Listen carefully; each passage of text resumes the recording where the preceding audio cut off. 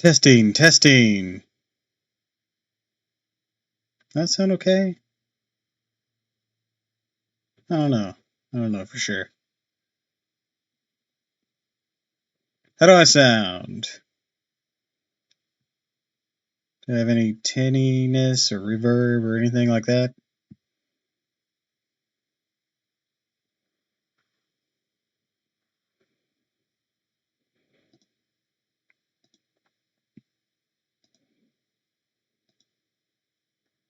Music to your ears? Aww. That's so sweet. Thank you.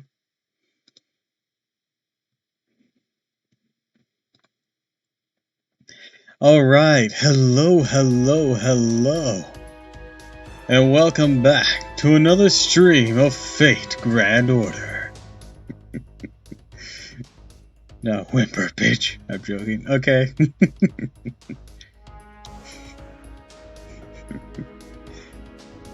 I haven't practiced that at all yet, so... yeah, that wouldn't work out well for quality. But... I'm glad you're all here today, Shiva, Ghastly, because we're going to be entering the Lost Belts. And there's some important stuff that's about to happen in the story. Gonna be sad, somewhat epic, and we're gonna have to mute the stream whenever the video pops up so I don't get fucking smited by copyright claim again. I only just recently managed to figure out how to fix that on the previous video. So yeah, that's what we're doing. Y'all ready?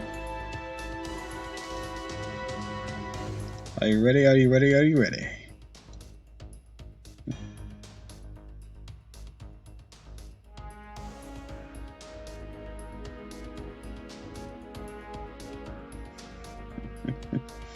Alright, with your new excited emote. Let's go!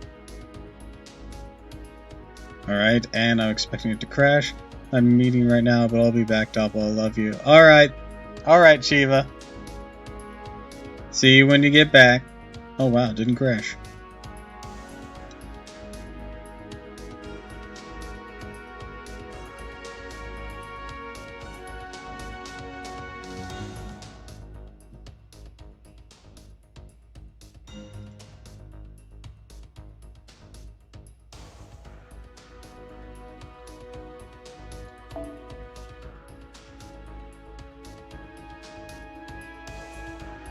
Actually, real quick, so we're not, like, wasting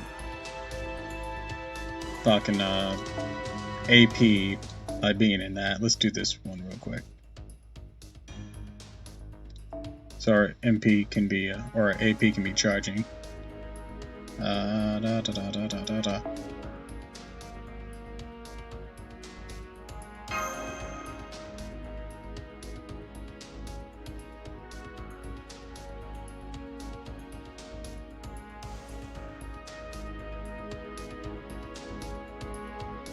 That's gonna be a lot of dialogue.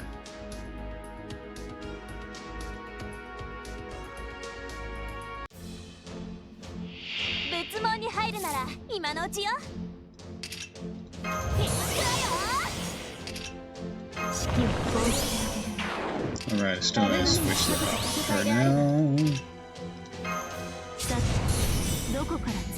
Alright, so boom, boom, boom.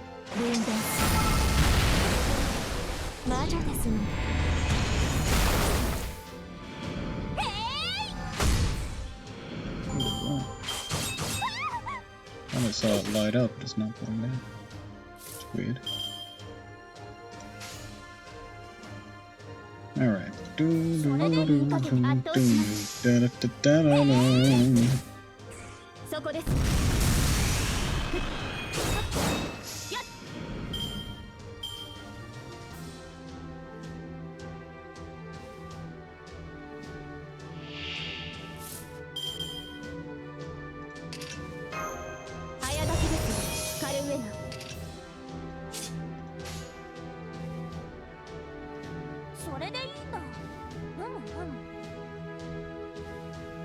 暗き湖よ来たれ。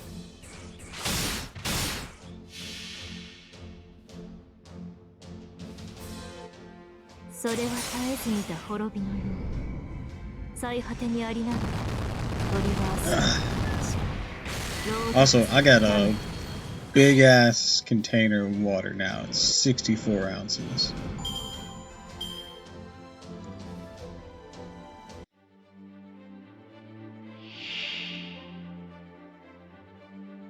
Hello, Beowulf.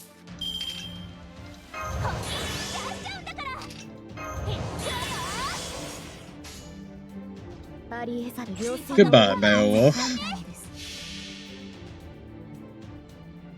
違法の国、時の終わり。慣れた剣は彼の手に。冷厳なる勝利を刻め。ラウンドオブアー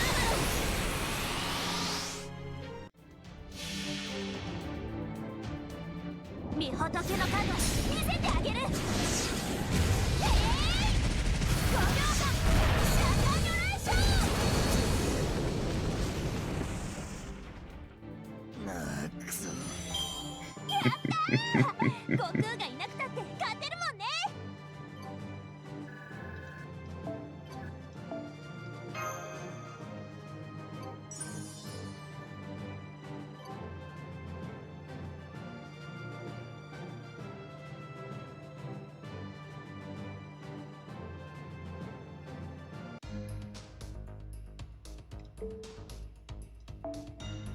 Let's go ahead and grab 暑い this. 盛りですけど、もう少ししたら過ごし。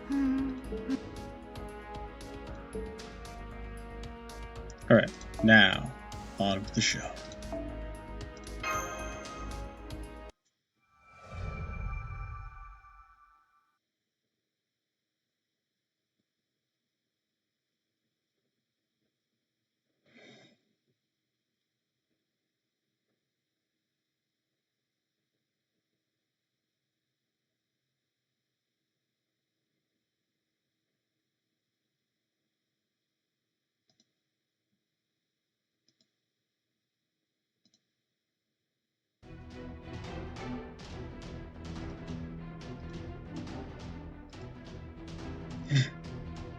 Finally made it back. Everyone okay?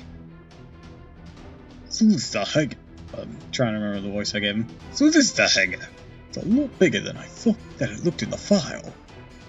You just shut it and get in the container. Or Colleen. Or Ellen? Colleen? I don't know what that word is. I can feel the cold breath. Or the cold breathing down our necks.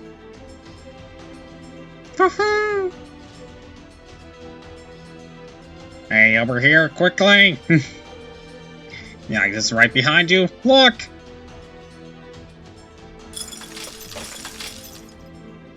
The enemy serpent's closing in. I'll fight her off, Master. I won't stop her here. Anyone who fled to the container will suffer the consequences. No need for that. They'll never catch up to us at this pace. One more step and victory's ours. I'll bring up the rear. The rest of you... Indeed, you were just one step too short.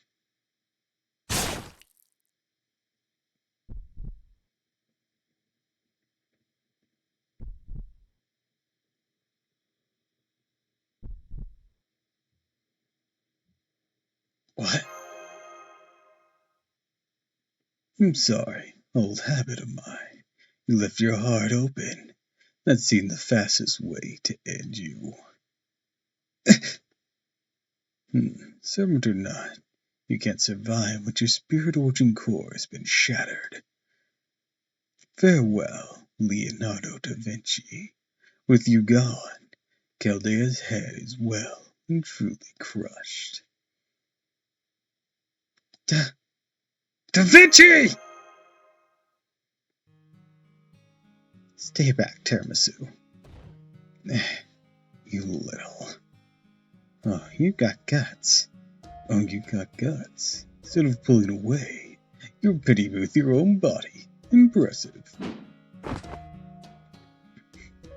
grab the case and go. Hurry, do not let them get their hands on that spirit-ordering Gareth. No. I can't possibly do that. I can't just run away and leave you behind. Oh yes, you can. I wouldn't have helped you if you and Tiramisu weren't the sort of people you are. Goodbyes are always a way of surprising you, even for geniuses like me. I guess it's for real this time. No more getting lucky like in the Holy Land. Take care of Match for me, Tiramisu. Take good care of what's in that case, too. And not just because it'll be useful, okay? That graph is proof that your journey really happened. It's our pride and joy, both for me and the others who aren't with us anymore. I just couldn't bring myself to erase it.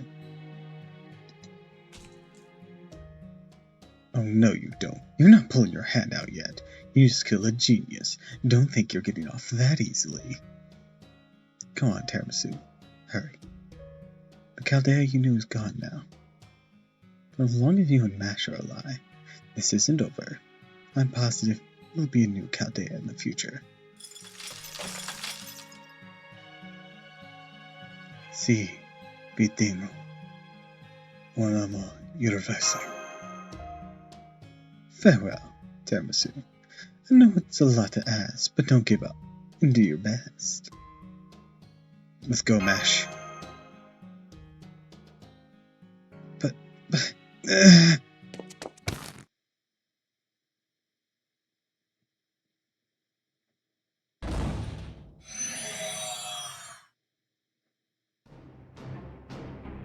Mash Curlite, Tiramisu, Gordoff Mollusk. That's the last three. We're in here now. Louis, what you mean for? With Miss Da Vinci? Da Vinci, she's gone. That servant was killed in the line of duty. She went out in a blaze of glory. Shut off the waterworks, girls. You're blundering to annoy. I see. In that case, all we must do now is survive. Well, sure. Oh wait, no, this is, well, sure, but how exactly do we go about doing that, Holmes? This shelter's only gonna last so long. It's getting colder and colder outside. We go on about it like this naturally. Do you all see those pipes on the walls? Hold on tightly to them and make sure to keep your mouths closed. It's about to get rather bumpy in here.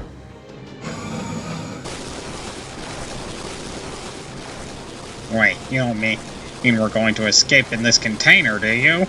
I certainly do. That is, of course, the entire purpose we had in making it. Not to worry, we're prepared to handle sudden change and atmospheric pressure. Just sit back and enjoy the 6-kilometer sled ride.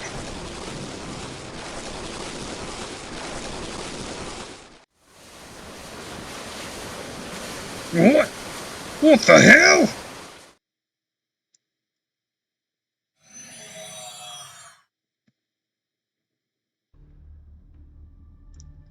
Confirming the Castor's spirit origin's gone. Just about as completes our operation now, but I didn't think they still had another servant up their sleeve. You truly can't trust anything you read in reports, can you?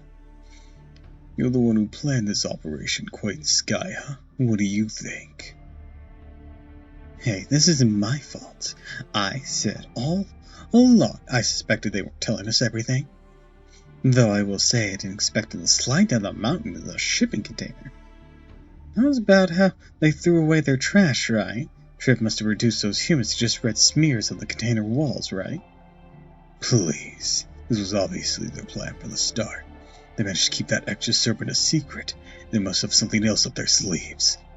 The master, the demi-servant, Gordoff, needs surviving staff members. It makes 11 precious human lives. Can I trust you to take care of them, Quain Skya? I forgot she had this right!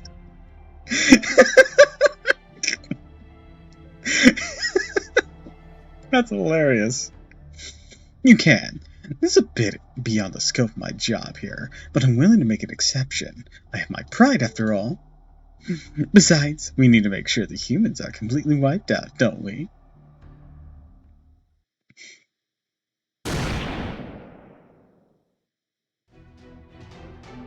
Oh god, we're sledding? We're actually sledding in this thing? This is ridiculous, even for us! Still, this should let us escape. Once we've made our way down the mountain, there should still be an association ship at the...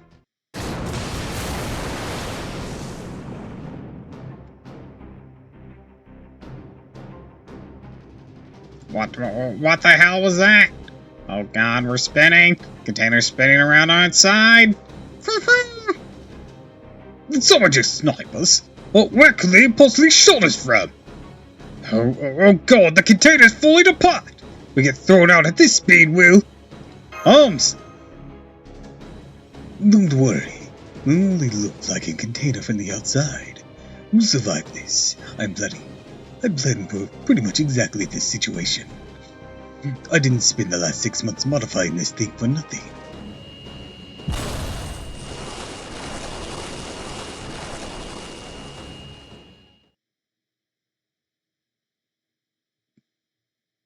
What is all this? Hello and good morning, fellow Chaldeans. Well, I guess I should say, it's nice to meet you all. I'm Leonardo da Vinci. But since we're all friends here, you can just call me Da Vinci.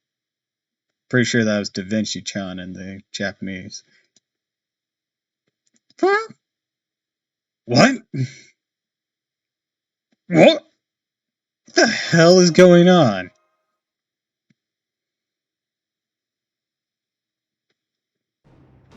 I got a new look. I'm a genius after all. Can't expect me to keep the same style forever. Or are you so struck by my beauty you're at a loss for words? Of course you are, you little devils, you. Let's just say this is the sheer unbridled power of the main character. It was a shock seeing me again 5 minutes after my tragic death scene. Allow me to explain. There was a spare body Miss Da Vinci created for herself in case of emergencies. It is a relatively low-cost solution, though unfortunately it has a commensurately low output. So she was able to behave as though she is simply picking up where the former Da Vinci left off, even though she is a low-ranking servant who only just awakened. Yes, low-ranking servant, 5-star writer Da Vinci, who just fucking loops and just tears through some bitches. Yeah, low-ranking servant my ass. You there, black coat guy who just plain sucking at driving this thing. What gives the spoilers? I'm waiting for the perfect amount for my perfect moment for my big reveal, you know. Excuse me, but is that true? Are you really Da Vinci? I sure am. Take a look at the glass if you don't believe me.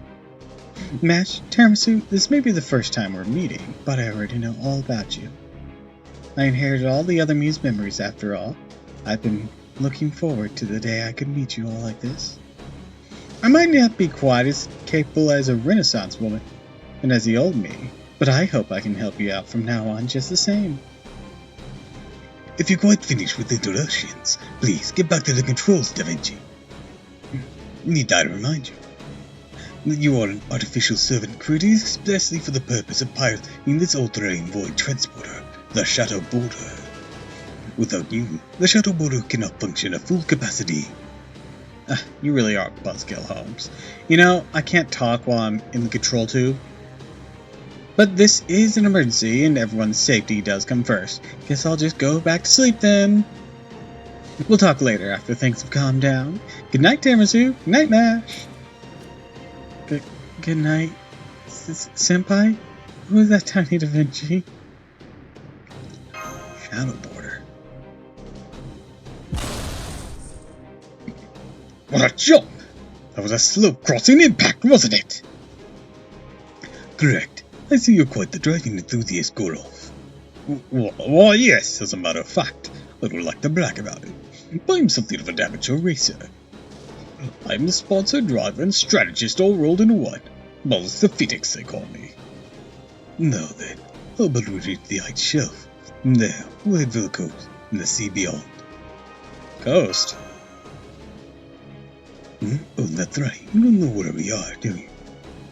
Well, take a look out the window, Mr. Tiramisu. Not every day you get a chance to see scenery like this.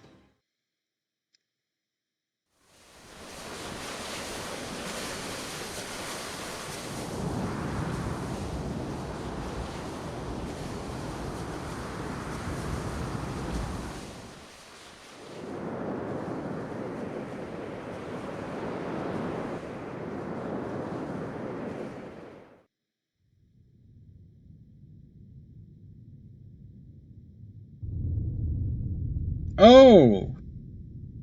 Oh, that's where Chaldea is. I completely forgot they told us that it was in Antarctica. Now, time for our last job. The Celestial Sphere Chaldeus.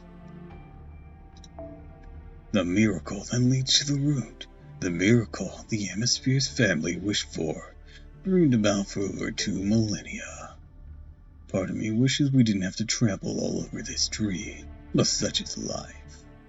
It is the job of adults to teach children the hard truths of reality. Even the Tsar fears this celestial sphere. After all, changing the path via ray shifting is the one threat we can't counter. So this is Chaldeus. It looks like an Easter egg. So this is the device I must freeze, Father? That's right. That's what the Tsar wants. You must use your noble phantasm to defeat the traitors. You must bury this magnificent crown jewel of humanity yourself in a coffin of permafrost.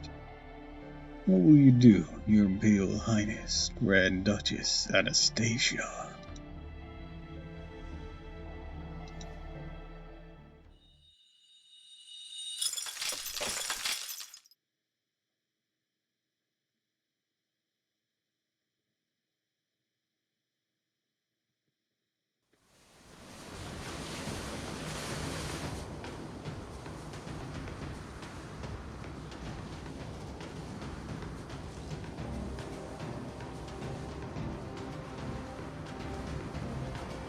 Antarctica? We've been in Antarctica this whole time. Although many nations have claimed this land as their own, the fact remains it is the last frontier yet to fall to humanity's grasp. Chaldea was built right in its center, so that no nation could use it for their own ends. It was built on a mountain range hidden by an endless blizzard, weathering the lingering scents of mystics, and then further reinforced by a bounded field. It is the largest and only observatory of humanity on the entire planet.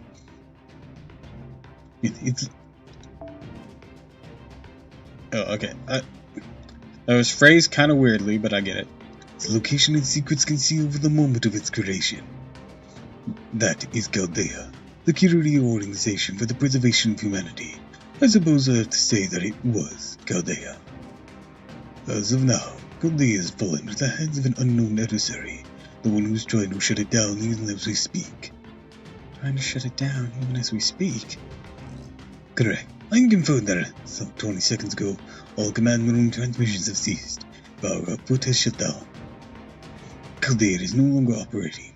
The air conditioning has stopped, and the inside temperature has dropped to minus 100 degrees. Celsius or Fahrenheit? Does it really matter at that point? As low that I am to say, we must face the facts. Chaldea is lost. We no longer have any means of taking it back, or even returning to it.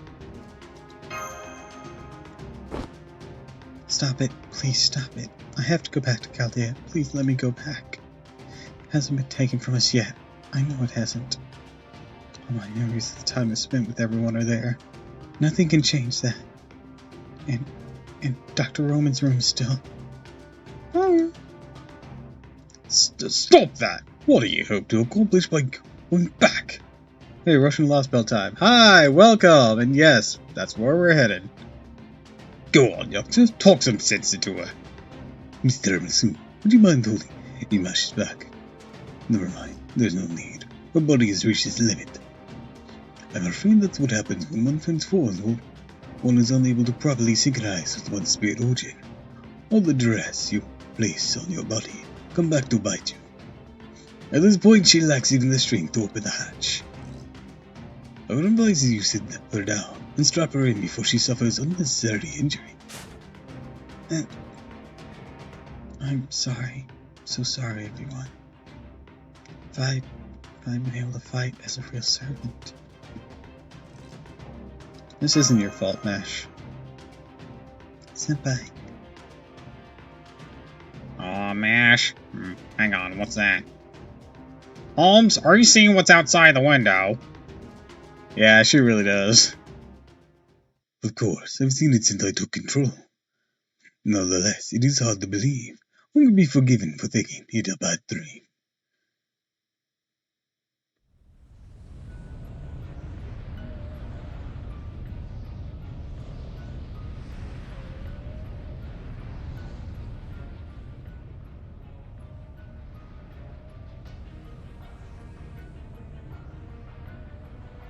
Are those meteoroids?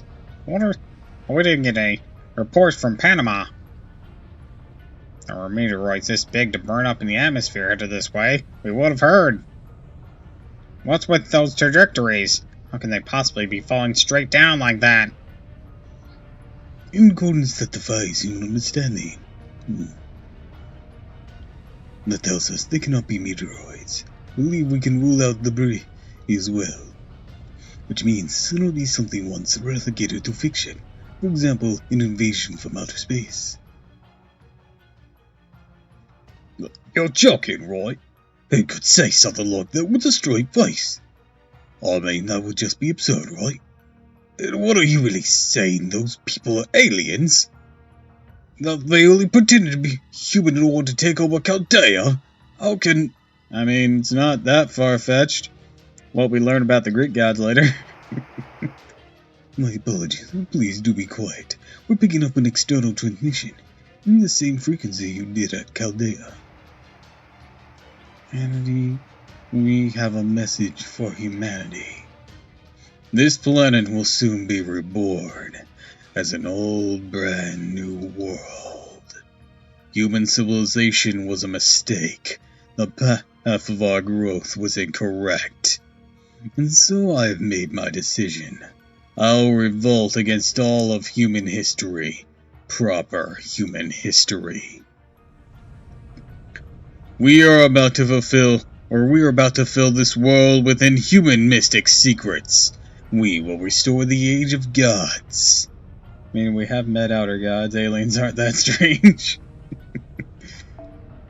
To that end, the gods have descended from a far-off galaxy, and in their wisdom they have used 7 seas to select new leaders. These leaders will remake this planet as they see fit. The one who reigns supreme shall be given the right to renew the world itself. The life forms from proper human history will not be permitted to take part in this war, or even view it from the sidelines. The roots of cosmic fantasy have descended upon us. Trees of creation have sprung up all over the land. Now all of old humanity's endeavors will be set aside, frozen. Thus shall you atone for your sins. 2019, the year that proper human history came to an end.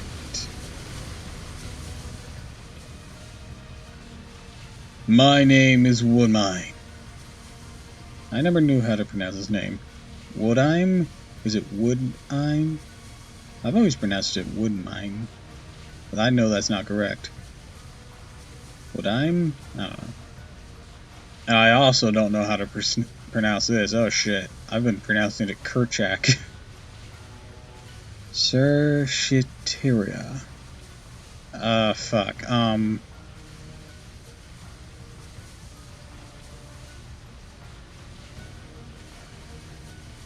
Kershatari? Oh. Dude, you have a complex name. Christaria.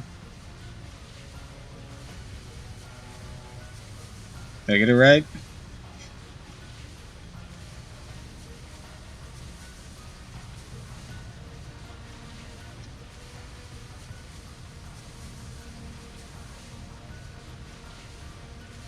Cristaria Woodmine. On behalf of the 7 Cryptors, I have a message for those of you who escaped from Chaldea. No, rather, I have a message for the scant few remains of the human race. We are the inheritors of this world, holds history.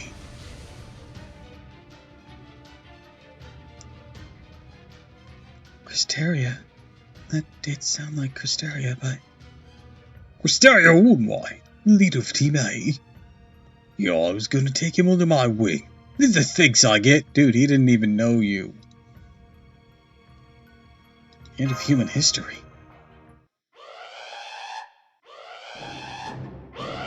Now what is it? Emergency from the computer room. Emergency from the computer room. Hey there, it's me, Da Vinci. Did you like my robotic voice? The one controlling the border, all by my lonesome. We're less than 2,000 meters away from the coast now, but I'm afraid we got a little problem to deal with first. I'm picking up a ton of spirit origin signals up ahead, more of the soldiers that attacked Chaldea.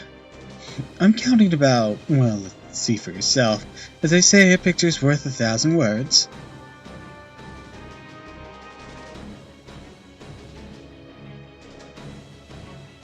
Alright, Writer Da Vinci. Let's do this, noble phantasm! You really think I'm in a state to do that right now? That was worth a shot. It is the soldiers that attacked Chaldea. How could they be? How could they? How can there be so? How can there even be that many? Damn it! Looks like a whole division's out there. The hell is this?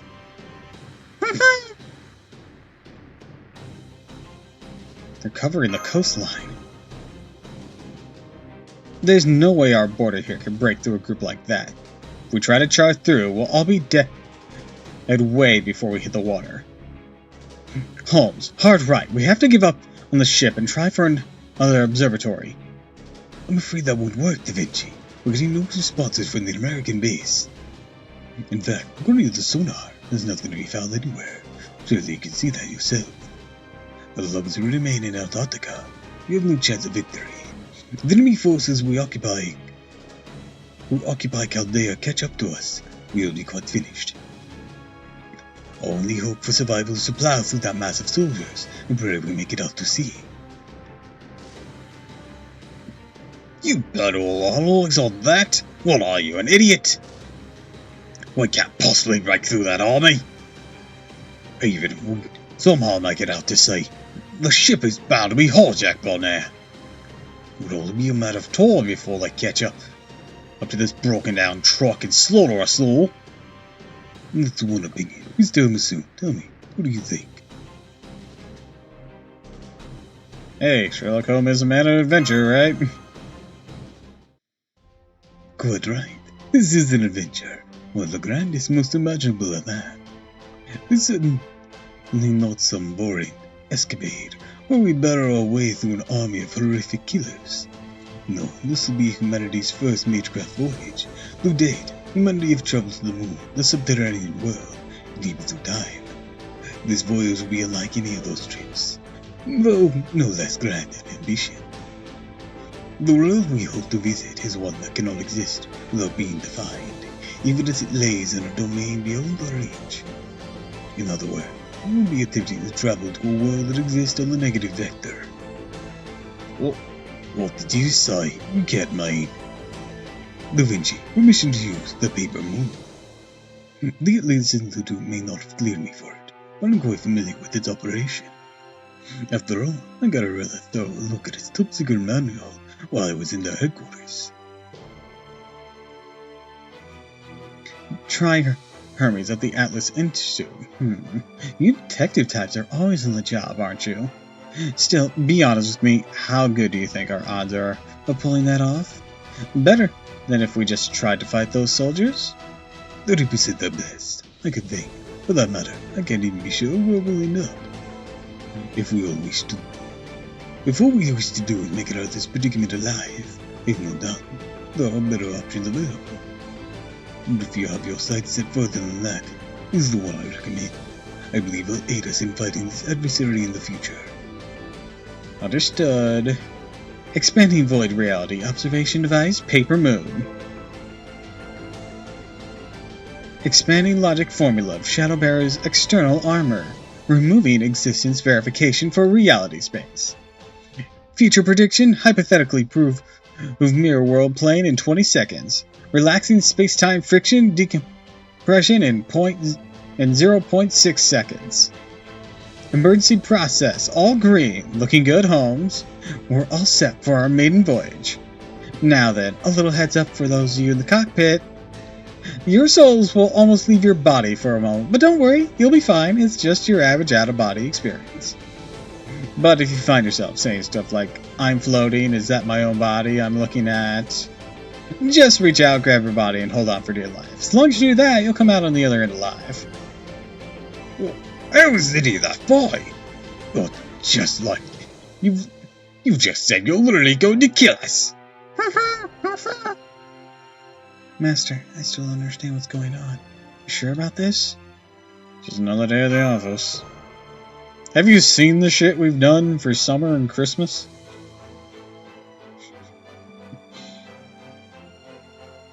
This is at least grounded in reality. Now that's a tiramisu I know. And then without further ado, let's get started. Although this phenomenon intervention method we've about to attempt is one of the first Chaldea devised, we banned its use because of its extreme difficulty and danger.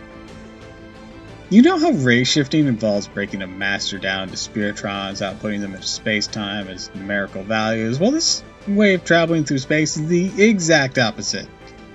We'll be slipping through a crack in the world into a sea of time, completely erasing our existence from reality. We have a lot on our plates right now. An adversary that attacked Chaldea, those things that fell from space, the cryptors. Like Mash said, we don't know what's going on right now. Well, one thing we know for sure is that they're all enemies, threats to humanity that even destroy Chaldea. If we're going to do something about all this, we have to start breaking even more forbidden taboos. We're not handing over the future we worked so hard to take back to a bunch of newcomers who don't know the first thing about it. So first, we find a way out of this mess, and then we strike back. Well, let's get going, Master Tiramisu. We have a new weapon and a new course ahead of us. Shadow Porter, untether from reality. Void Space Drive, zero sail, unfurl!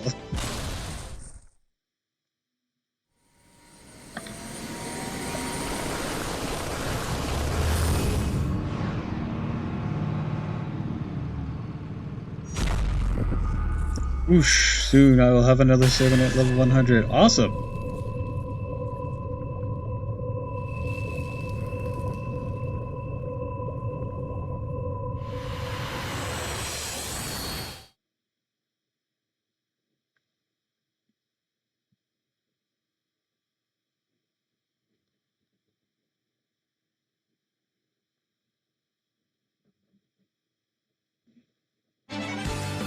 Oh, shit. Nope, no.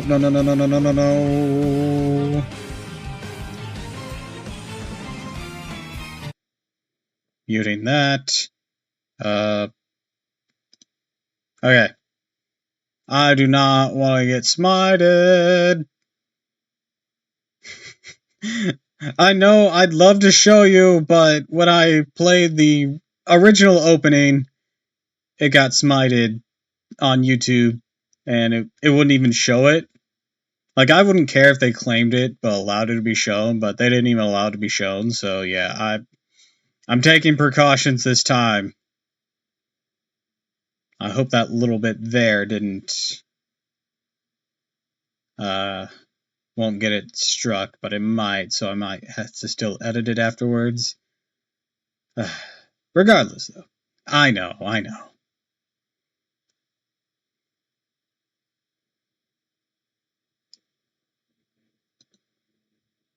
The animation's so good, too.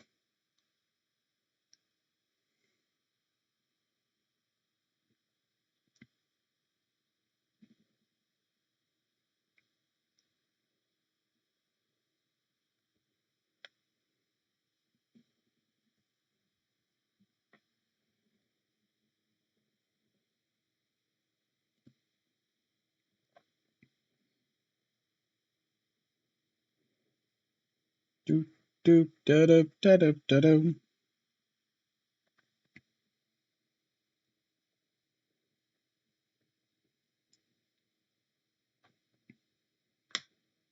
Alright, that might have been the end of it.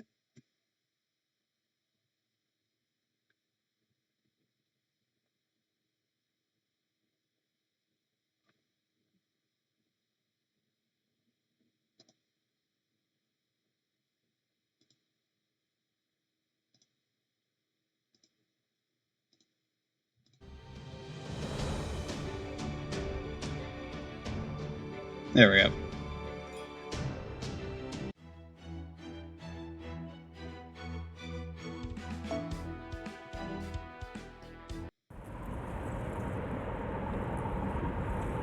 And so, our history came to an end.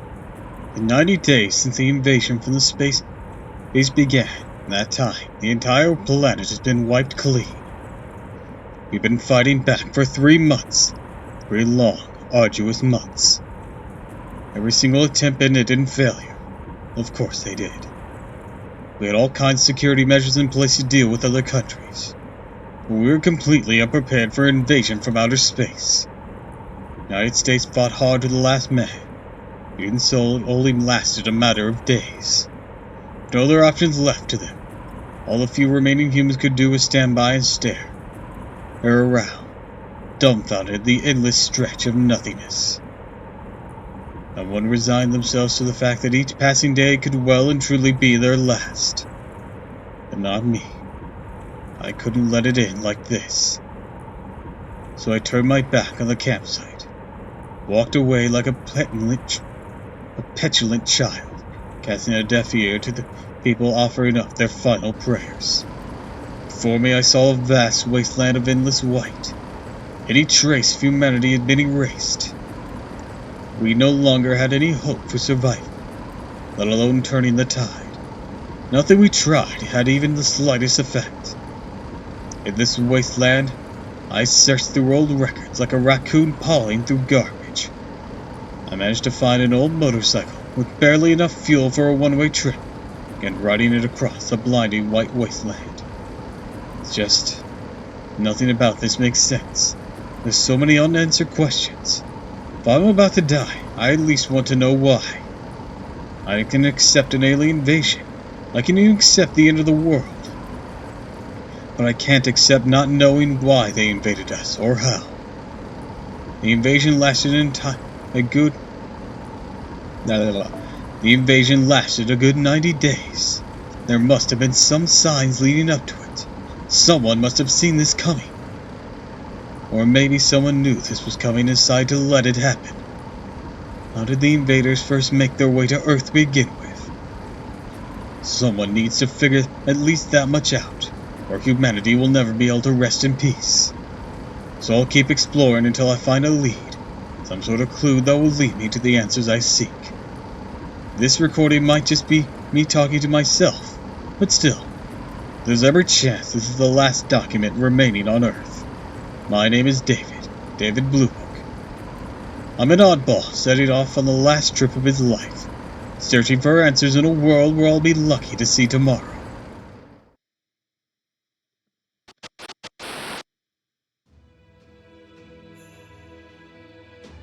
Researcher Lore, 2018.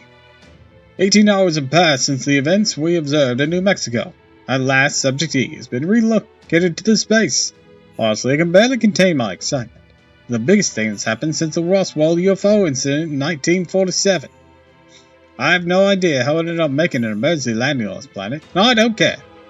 What I do now is that our visitor is at death's door and needs our help if it's going to survive.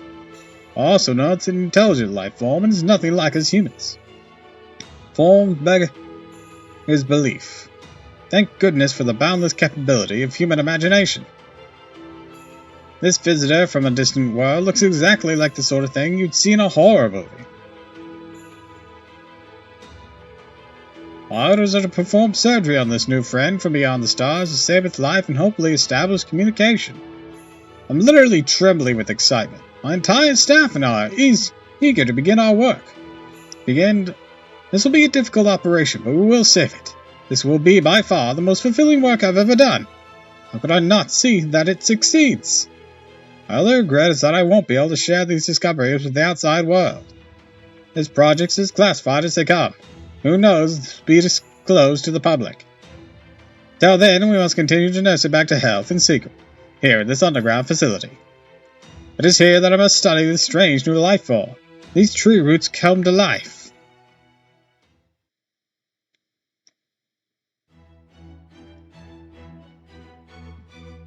Random, but alright.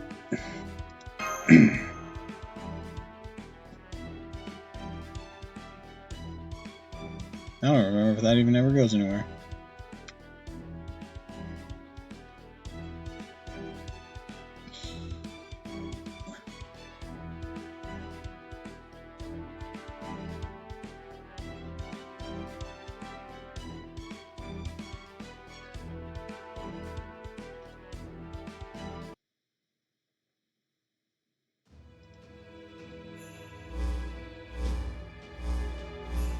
Oh boy. Time to give voices to all these guys. Alright. I gotta drink of water first.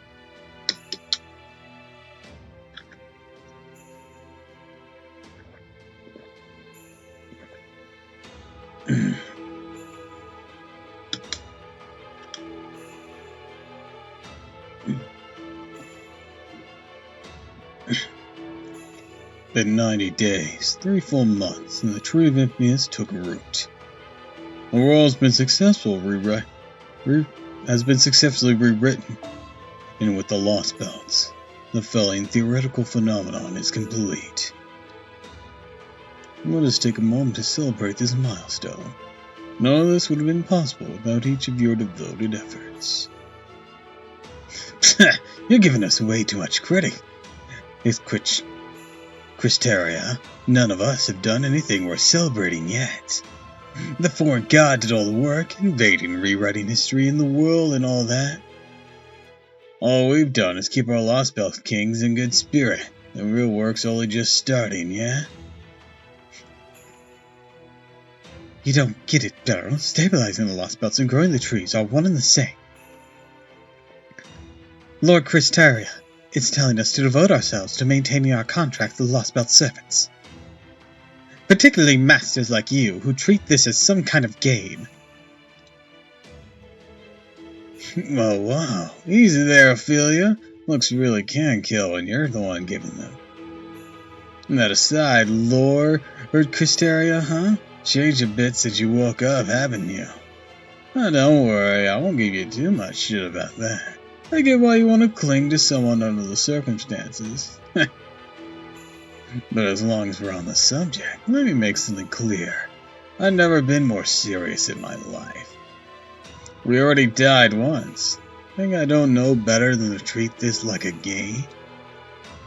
This foreign god person may have resuscitated us this time. I don't see that happening a second time. So you better believe I want to get things taken care of while I'm still kicking. After all, you can only enjoy stealing and killing while you're alive. Don't you agree, Daybit?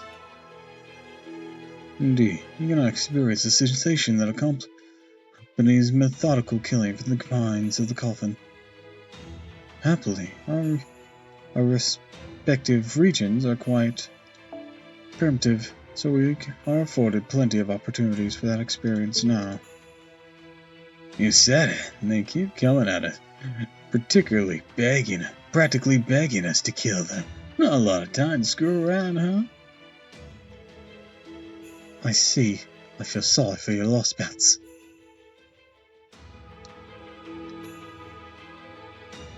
Muslim. Oh, fuck. Okay, I have to give Peppuccino the Pegasus voice. I have to. It's required by law. What's the matter, Kodak? Bill is his usual self, but you seem a bit off. What's bothering you? You look just dreadful. Oh my, those bags under your eyes. Have you not been sleeping, or is it just that you're under a lot of stress? Both. Never mind me. I'm doing what I'm supposed to. I'm sorry, you know I can't do that, Kodak. If you really want me to leave you be, then at the very least, I need to see a smile from you. How could I not be sad seeing a friend so down in the dumps? I can't help worrying about you, whatever you might think on the subject. Understand? If you really want to be alone, you need to be strong enough to handle it.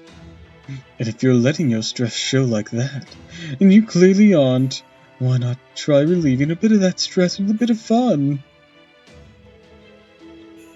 Scribed. I'm back. Fuck, that took way longer than I wanted. Are we winning? Chaldea just got wrecked. Also, welcome back, and thanks for the resub. I greatly appreciate it. So, the world is now a white sandy sea. There are 7 Lost Belts, and these are their leaders. Fucking course, I love you, Doppel. Aw, thanks. Oh, Ghastly, there you are. How about some tea? I found some great tea leaves here in my own Lost Belt. I'll be happy to let you have some. I bet the Grand Duchess would be delighted as well. Tried to nap, didn't work. Ah, I see. Also, because you both were gone for it, Da Vinci got killed, but there was a small Da Vinci that is taking her place with her memories. So we're good.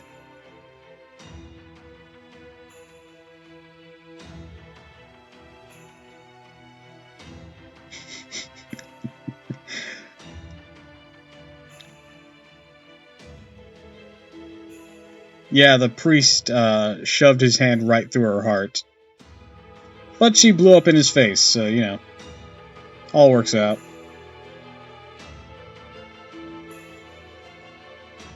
Shame he lived.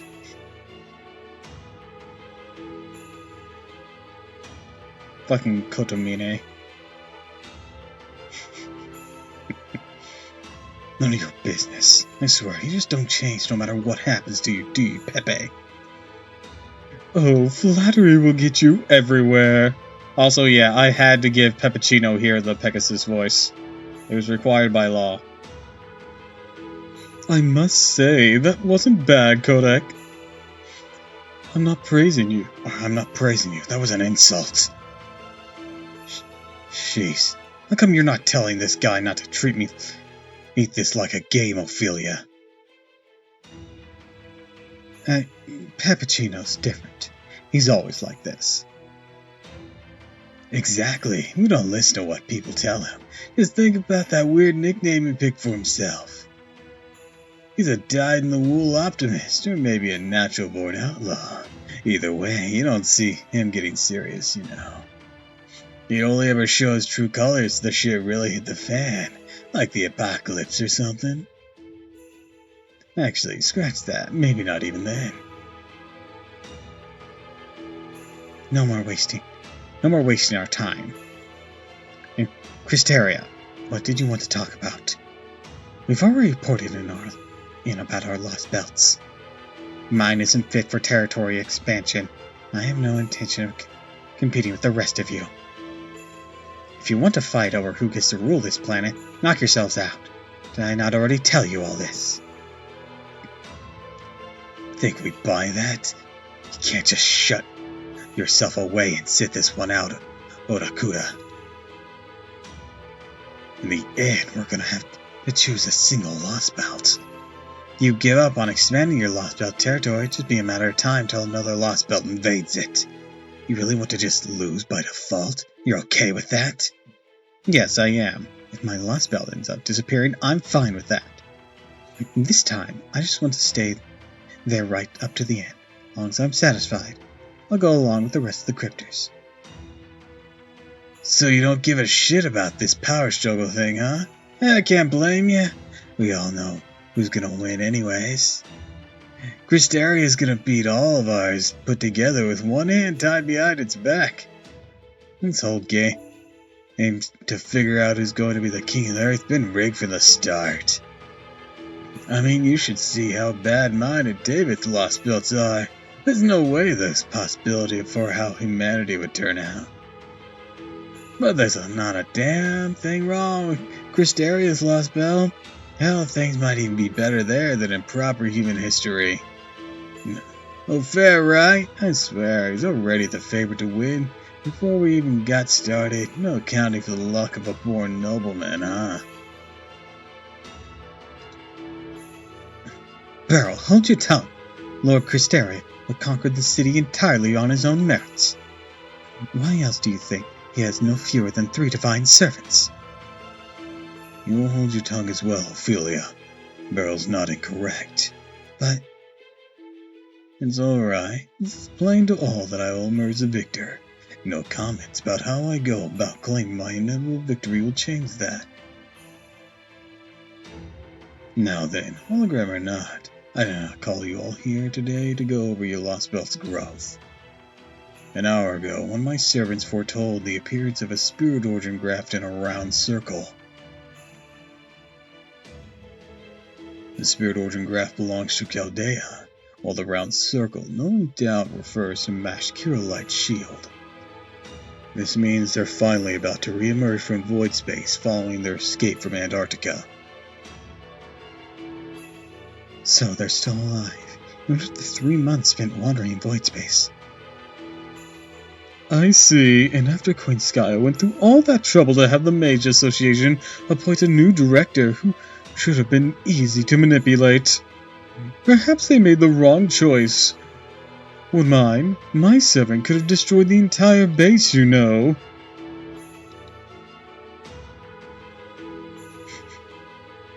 No, our plans was the best option. Chaldea's defenses may not have been airtight, but they were formidable nonetheless. In order for us to take control, it was necessary to convince Chaldea to let us in willingly, by disguising ourselves as staff, and then shut down Chaldeans from within. And we'd done things differently. The Chaldeans would have simply ray-shifted away and stopped us. Queen Skya's plan was well conceived. With the benefit of hindsight, the only issue is the fact that a certain servant did not act on their own accord. That's hardly Kodak's fault. After all, of the 3 servants who served as the foreign god envoys, neither the priest nor Queen Skya were our own. So, do you know where the Chaldeans are going to show up? Lamentably, my servant's predictions did not reach that far into the future. All I know is that they all emerge in a matter of hours. That's it? So what, we're just supposed to get back to our posts, keep an eye out for... They'll emerge in Russia, inside the Lost Belt. How do you know that? Simple logic, how else?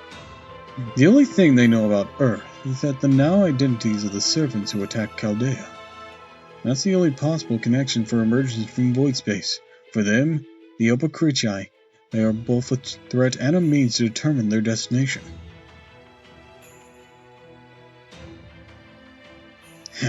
It all comes down to retribution, huh? We got them good, so now they want to get us back. Means they'll be gunning for me first and foremost. Perhaps, even if they are the kind of people to seek revenge, that'll make them easier to deal with. Oh, for vengeance, huh? Man, that's rough. Doubt they'll be able to walk your way out of that one. I know. How about I help you out, Kodak? You don't really go in for all that rough and tumble stuff, do you?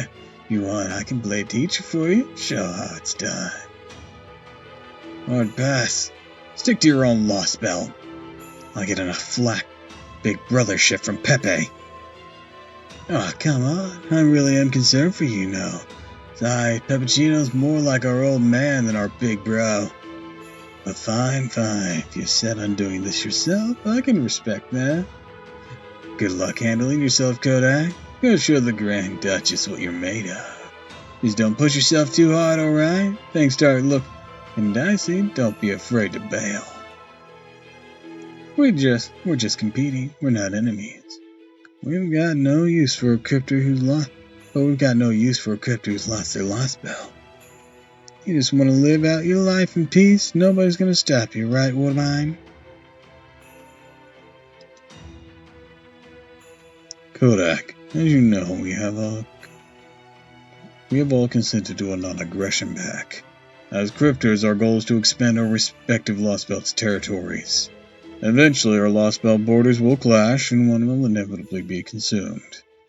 And thus will the Lost Belts with the strongest foundation of humanity feed upon the weaker ones. But it is in that clash, and only in that clash, that a cryptor may interfere with another cryptor's Lost Belt. If Chaldea does appear in Russia, then it falls to the king of the Russian Lost Belt to deal with them. Our duty is the reconstruction of humanity within our Lost Belts, to build a world where humans and gods can once more coexist in harmony. Now that the foreign god's invasion has ended, the task of disposing of Chaldea is extraneous at best. It is, at this stage, nothing more than a chore. Still, I suppose I must admit that they remain a hindrance. They do have a great deal of experience overturning worlds. Kodak, I look forward to seeing what you're capable of. Eliminate this nuisance and grow Russia's tree as quickly as you can. Succeeding in the latter should make the former markedly easier. For my part, I would like to see all the Lost Belts realize their full potential, for each is the potential of humanity itself. It would be a travesty for one to end before history has a chance to flourish. You don't have to tell me. I'm here to win as much as any of you. This is where I sign off. Chaldea is coming for me. I'll be there to greet them.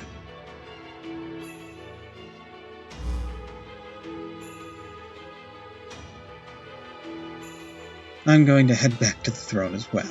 My king's thirst for exploration and conquest is insatiable. There's no telling what sort of trouble he might get into if we leave him alone for too long.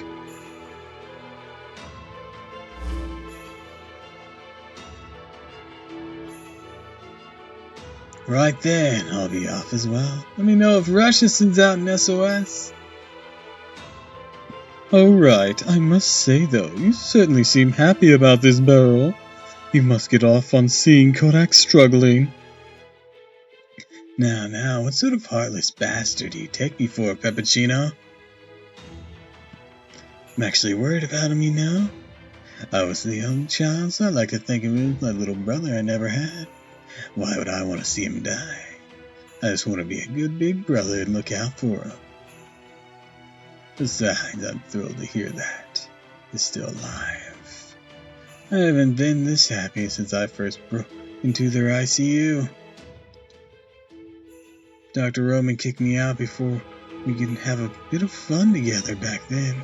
Now there's no one left to get in the way.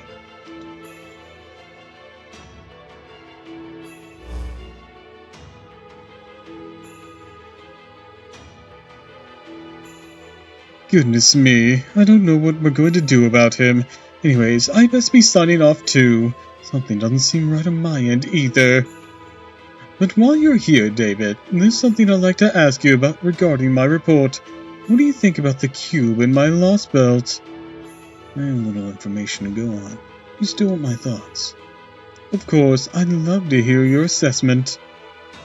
I think the thing is your Achilles heel. The weakest of weak points for you and your Lost Belt. Or mine.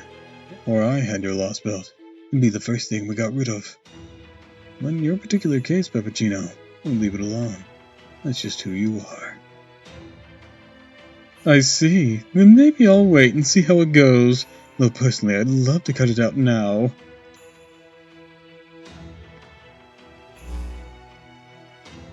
Alright, I'll be signing off.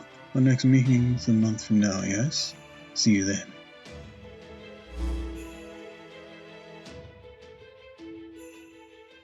Each of the cryptors have returned to their post. Should for the best, Lord. For Cristeria. Truthfully, I doubt Kodak is up to the task of maintaining the Russian Lost Belts. The Russian King's spirit origin strength is on par with the Divine Spirit's servant. He may have been able to control the Lord Cristeria, but there's no way Kodak can. If the remnants of Chaldea show up there, start making trouble, no telling what might happen to the Russia Lost Belt. You're worried about Kodak's Lost Belt may be destroyed before it can become food for the others, Ophelia? No, it's not that. Just the way he's behaving left me with a bad feeling. There are times when he prioritizes the Grand Duchess' wishes over our objective. So, his rather ordinary nature has backfired. Very well, you do have a point. Canis, it's time to make use of your sea-crossing authority. You will head for Russia and absorb Kodak's actions. If he has indeed turned his back on our mission, you'll see to his punishment. Are you kidding me, Master? You're really sending me, the great Canis, out to do your housekeeping? And all 'cause this woman won't leave you alone. What sort of heroic spirit do you take me for? A trustworthy one, naturally. You may be coarse, and that is only your pride. And since I bested you in combat fair and square, I know you will not renege on your promise to me. Nor will you renounce your previous statement. It is depending on the situation, unlike the gods. No, unless I am mistaken, you are in fact just as fickle as they are. Always got something to say, don't you, human? What a pompous weak-kneed, a pretentious scumbag. Fine, I'll be your little lapdog. But if you think I'm gonna forget about this humiliation, you got another thing coming. My luck. No, the gods' luck must have run out the day I lost to you. Want me to babysit the situation with humans struggling to fight back? Fine, I will. I can't believe you're using Canis, Divine Spirit, as nothing more than an envoy. Are you sure about sending Canis away like that? Lord Cristeria, isn't he or she your bodyguard? It is of no consequence. Why I made a contract with Canis in the first place. I trust him to be my eyes.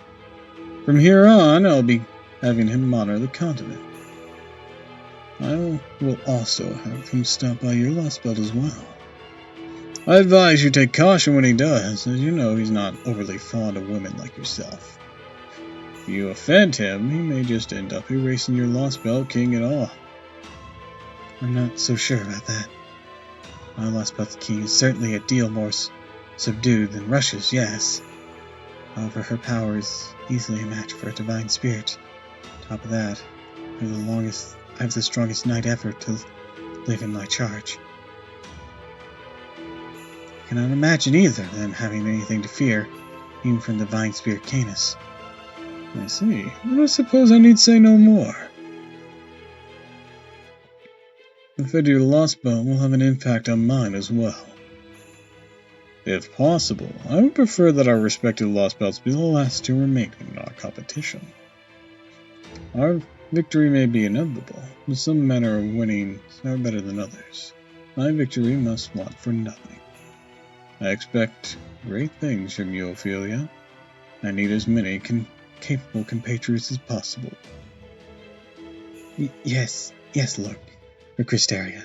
I promise I won't let you down.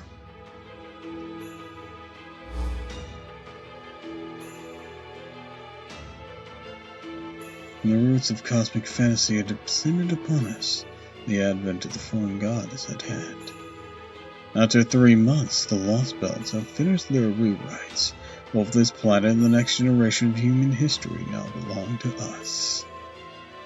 But that is not enough. I'll not be satisfied with that alone.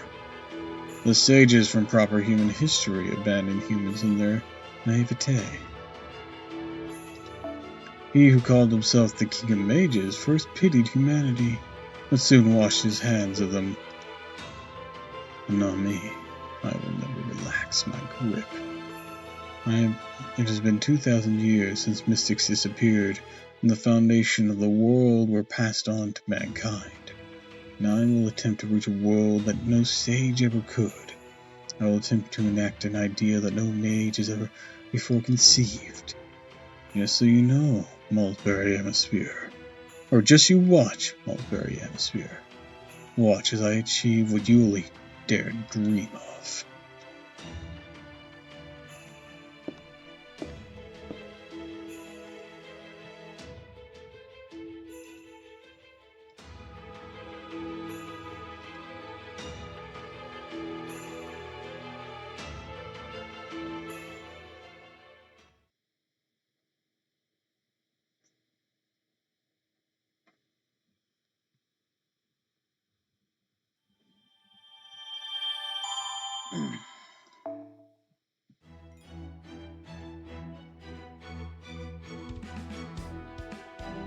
Come on, BRB, I gotta be.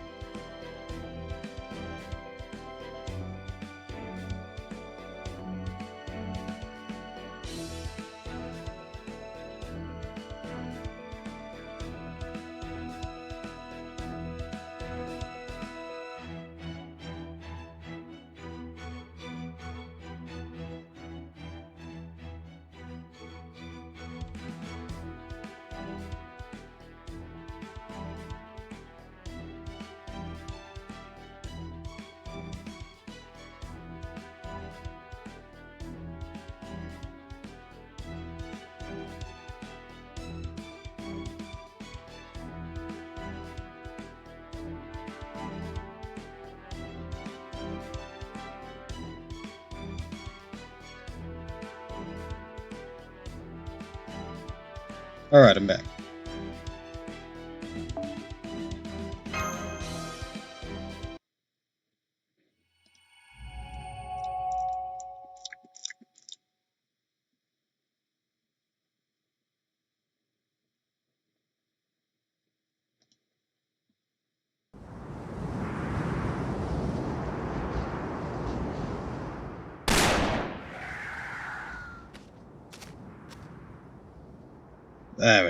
There we go.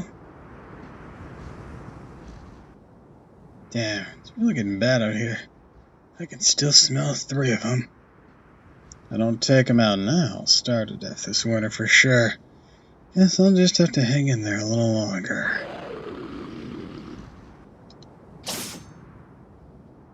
Damn it. Crit shot.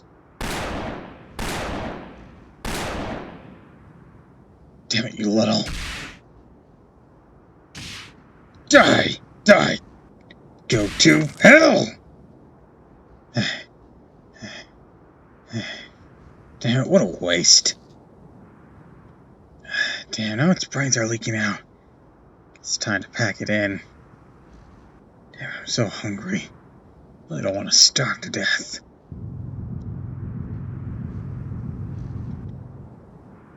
Whoa, was that an earthquake?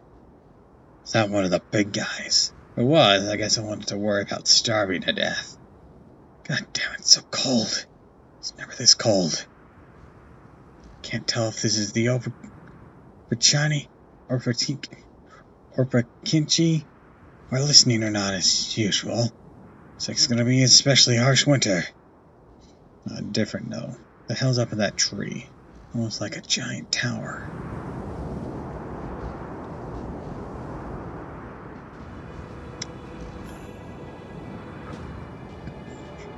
In this version of history, demonic beasts have been present since the very beginning.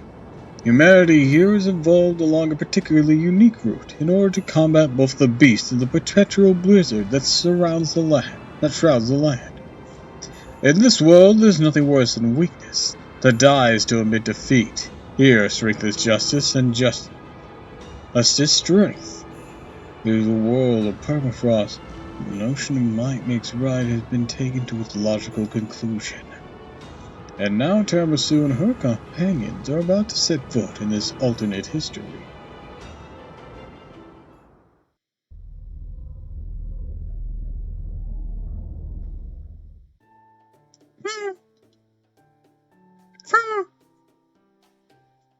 Morning, Fa.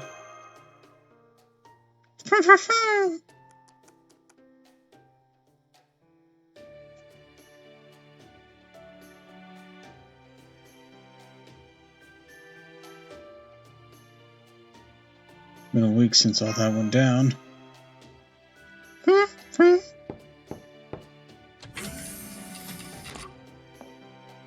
morning, Senpai. You awake?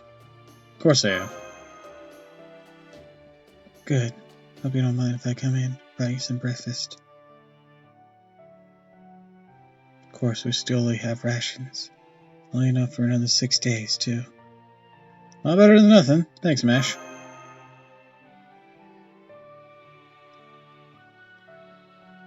We're still continuing our zero sale. It's been about a week since we embarked. Fortunately, the enemy organization took over Chaldea. Doesn't seem to be able to follow us here. I wish I knew how long it's going to continue. Time is one of the fundamentals of our universe. Time doesn't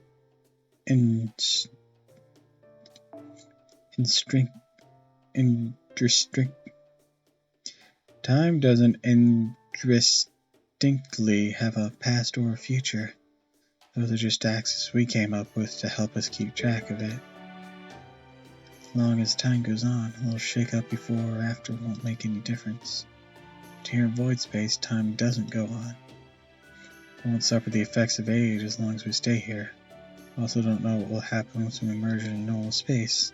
We might return at the exact same instant we left, or we might find that we've been gone for hundreds of years.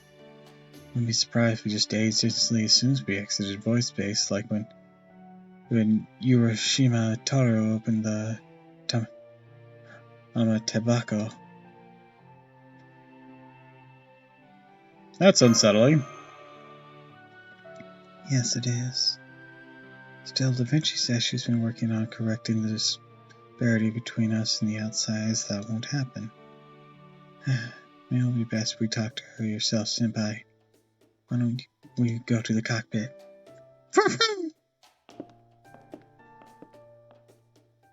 I must say, I was relieved to find the Shadow Border interior is more spacious than it looks on the outside. Da Vinci says she managed to give it twice as much room by warping its internal space. Thanks to that, we have just enough living facilities to cover the bare necessities. I do feel a little bad that all 4 staff members have to share one room, though.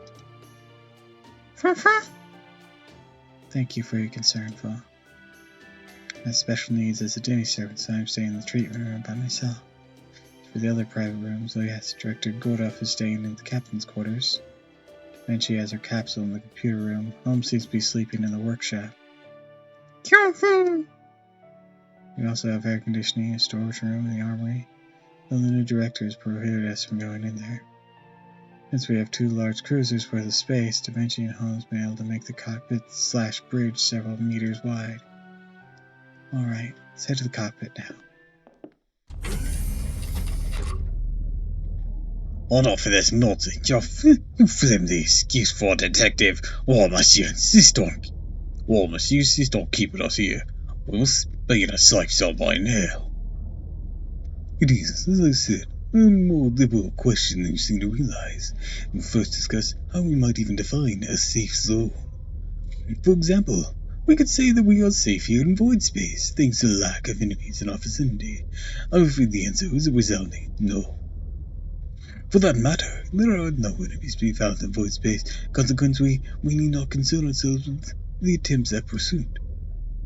No, what we must concern ourselves with is a threat far more greater than one that is quite literally surrounds us. In other words, my good mollusk, the question is not one of when we emerge, but of how. You mean to tell me that it's not even possible for us to leave? How could you be so blasé about such a nice mere prospect? Looks like Holmes and the new director are getting along nicely, Senpai. I'm most sorry to interrupt them. Good morning, everyone. Tiramisu and Max Caroline reporting in for the latest status update. Good morning! Good morning, you two. Have you already had breakfast? Yes, thank you. Had an Italian cuisine ration myself. Senpai is about to have hers. You lower-level employees are stuck with rations. How sad. I had a plate of warm French toast with tea with extra milk myself. It is, of course, important to my role as captain. Captain needs a lot of calories to have enough energy to keep the crew together. I swear, who do you think you are? Hogging all the halfway decent non-perishables for yourself? Nothing wrong with that. The quality of one's diet has a pronounced effect on one's mental state, after all. Those who are unwilling to endure discomfort should make an effort to eat well on a daily basis. Besides, a hot cup of tea is a small price to pay if it helps eliminate the greatest source of disorder in our community. Don't you agree, Mr. Monrad? Well, I guess I can't argue with that, especially when the guy who is less willing to deal with discomfort than anyone is actually managing it. You mean me? Don't worry. I still have a store of my own little remedy to fall back on. Lots and lots of heroin. The time ever comes when I need to calm my nerves. Should do the trick nicely. Why, I can keep going like this for even a month. Does that affect you? I can't wait to find out. Oh, never mind how strong your willpower is. You still haven't answered my question, Holmes. You just told me that it isn't that you refuse to emerge, it's that we can't emerge. What do you mean by that? Well, it's baffled by the fact summer events delayed by a back-to-school campaign. It is grimly ironic.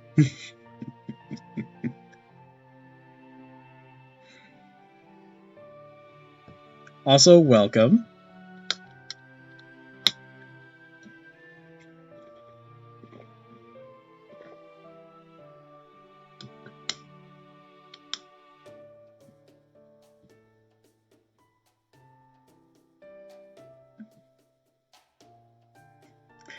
It's like, yeah, back to school campaign. Afterwards, let's enjoy summer vacation. Let's go. It's like, guys, I think we got these two mixed up.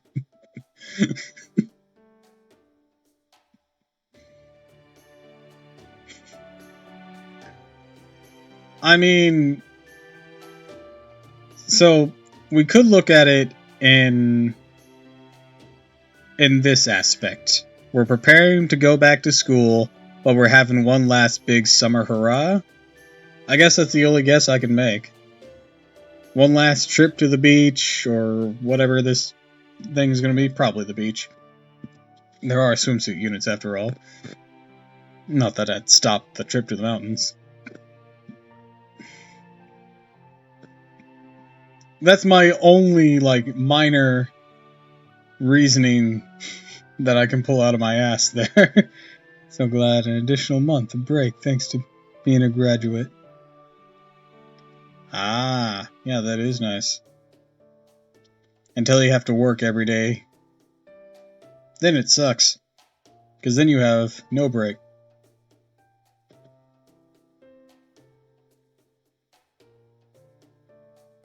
What do you say about that? And remember, I've appointed you Caldea's new administrative advisor.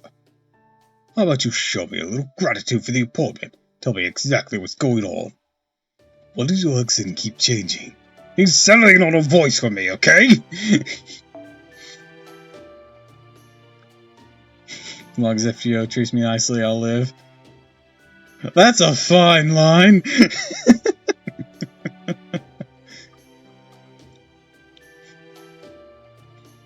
I'm not normally particularly concerned with titles, but I must say, being an administrative advisor has a many noble experience.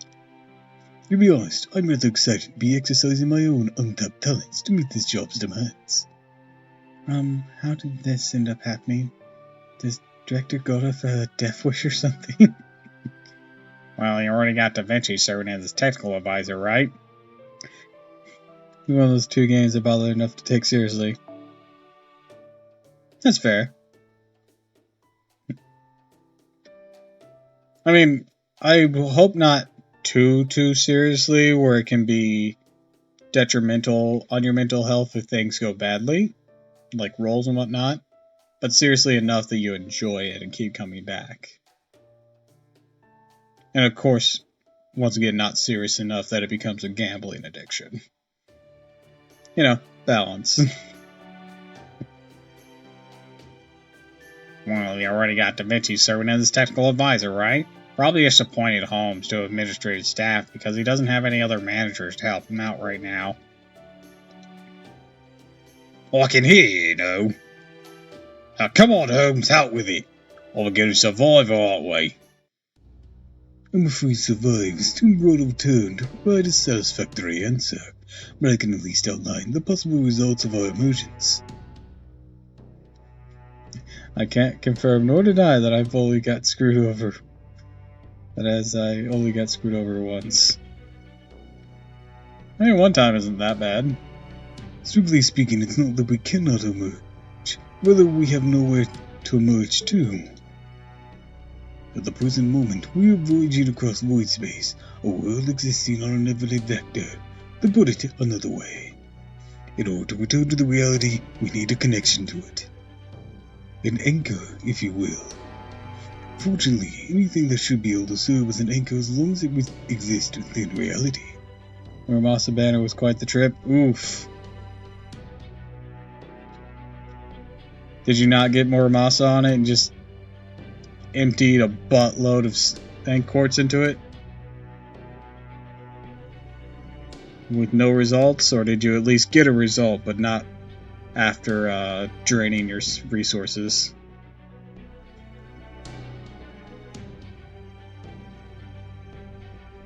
As long as someone hears such a connection, we should be able to escape from this void space. Well, I did. After $50 and 800 summons, I might even hit pity. I don't even know. Damn. However, we were unable to do so at this time, which means the world itself has been utterly wiped clean. That's ridiculous. What do you mean wiped clean? There's nothing left anywhere. I'm certainly willing to admit that it's terrifying seeing those meteoroids, I suppose they were, falling to Earth while we were in Antarctica. Given their size, the impacts might have absolutely devastating. No doubt their destruction was many times worse than the Tongue-Scar event. You know, the nice thing is no banner can be worse than that one, so already winning.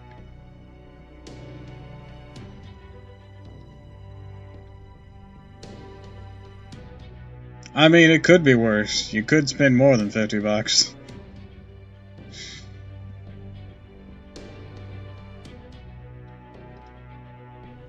Troubles that might be. There's simply no way they could be a cataclysm capable of wiping every nation off the face of the earth. Of course, let us not forget the clock tower. Sutton's clock tower has been around for millennia. The greatest bastion of magecraft in existence, guarded by hundreds of defensive mechanisms. There's no possible way to destroy it. There's no one told him about this city. He himself on the last USSR, took a gamble and got the NP2. Hell yeah! With all due respect, Goroff, I'm afraid the Magic Association in London has been destroyed as well. Every single nation, all destroyed, except for those here. The entirety of humanity has been wiped from existence. Or at least, so, Cristeria would my beliefs. Otherwise, he would not have made that proclamation. That's impossible! Who could possibly be destroyed so easily? Could possibly? What? You're arguing, don't you? Oh, you're looking so glum! Stop that! Tamasu!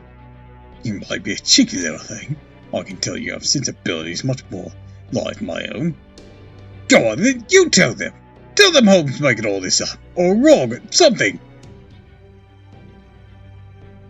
Get off, you need to face the facts. Well, no, tell me you're serious about this too. Aren't you like me? Huh? Can't be then. There's nothing left on Earth. Not even my beloved Hawaii. Or Monte Carlo Grand Prix. Or the racetrack I've always dreamed of visiting one day. Or Suzuka Circuit. This is terrible. But then again, this could be our chance to create a brand new organization for Magecraft from scratch. What do y'all think? Life gives you limits, right? Well, we have to get out of here first. How would we do that with all the rest of humanity's been wiped out? But hey, if you want to make an association of one, go nuts, old man. I'm not old. I may have a year or two on you, but I'm still a dashing specimen in the prime of my youth. All that said, we do have one possible exit point. There is something on Earth to which we do have a connection that has a slow chance of existing. The Opakrai, the Black Gog army that attacked Chaldea. We know of them, and they know of us. And that makes an almost complete connection between our two groups. We were to emerge now, we will most likely do so wherever they are currently. You mean we'll end up at their HQ? But I see, right in the heart of enemy territory, eh? That'd certainly be dangerous, extremely dangerous. Yes, it would.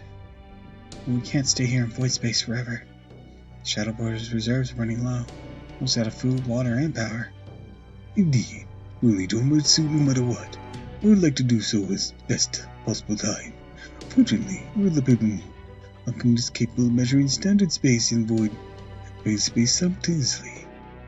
We have been using it all this time to look for comparatively safe locations whenever we emerge, which is to say, an area devoid of hostiles. Isn't that right, Da Vinci? I take it you're about done by now. Good morning, everyone. It's me, Da Vinci. No need to fill me in. I've been listening along this whole time. In fact, whenever I'm acting as the computer room's bio unit, I can see everything that happens inside the Shadow Border. So don't go thinking you can keep any secrets from me, Gordoff. That goes for you too, Holmes. Now then, I already got my eye on an area crawling with Opakrai. I've also gone ahead and plotted a course to emerge there. As luck would have it, we're even nearing a current that should do the trick nicely. If we head that way now, we could hitch a ride and be carried along that course in about 5 minutes. If we miss that wave, we'll have to wait another 10 days for the next one. By that time, the Shadow Border will almost be completely out of power, so what I'm getting at is, everyone emerges now or never. You got it! That's what I like to hear, Tiramisu. Make sure to stop by and thank me for being so amazing later.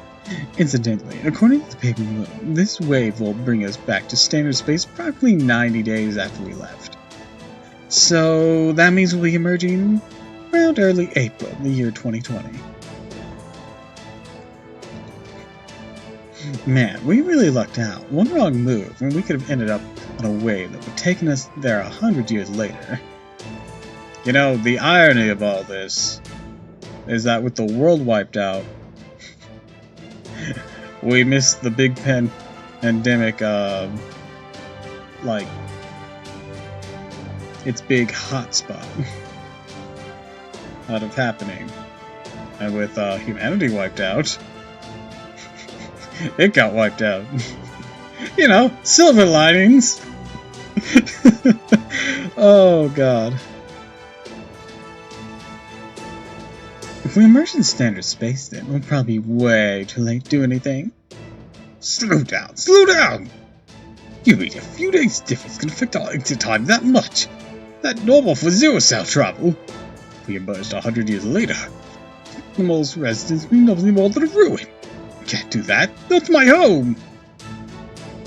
Notice how quick your A is to graph stuff when it affects them directly.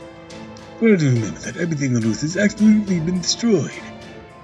Now then, it seems we face with a decision.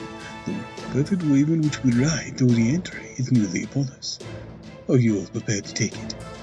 There's no telling what the world will look like when we get there. All we can say for certain is that at that point, we'll be emerging on the upper guy's home turf. We are very likely to be attacked the moment we appear, even so. We just have to take that chance. What? Are you some sort of adventure-crazed nut? Huh? What was that? Mr. Moriarty. Okay, how much are you gonna butcher my name? Well, tell us how to fucking pronounce it. I don't know, we collided with something. Now the last screw is shut down. We found void space border wall. Has damaged our armor. Part of the logic function is missing. What you say? The armor's been damaged? Why did you impoverished fools use such cheap materials? I steal my fortune, money would have been no object. You must have spent all this money acquiring Chaldea. Well, that certainly isn't good. We can't maintain the vehicle's balance anymore. Looks like this is it for our main zero shell. At least we should still be able to raise the bow and re-enter standard space. But after that, I think we'll need to step outside to make repairs. Holmes! Quite so. Given the circumstances, our hands are tied. It's indeed the end of our maiden zero cell. All hands prepare to emerge. All done talking? Then let's go catch ourselves a wave.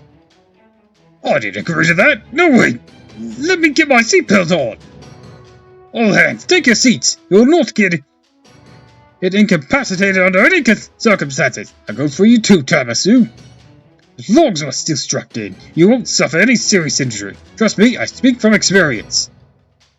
Activating Paper Moon. Initiating planet navigation. Chart plus minus convergence. Shadow border. Knocking sequence into reality boundary. Firing existence verification. Tethering into reality space. Uppercry anchor point confirmed. It's going to happen. Nobody knows. Nobody can even guess.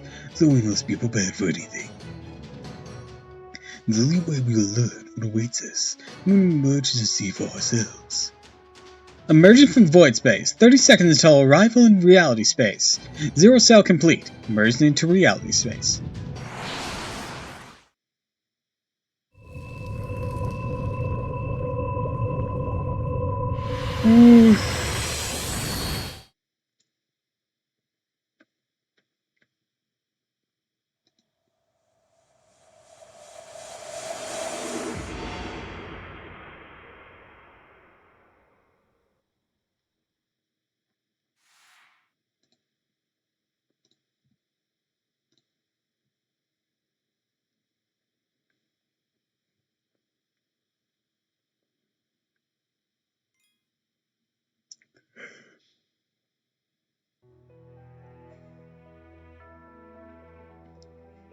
Fuck, it's cold here. Okay, that's another zero cost, so I'm gonna spend some more AP here real quick.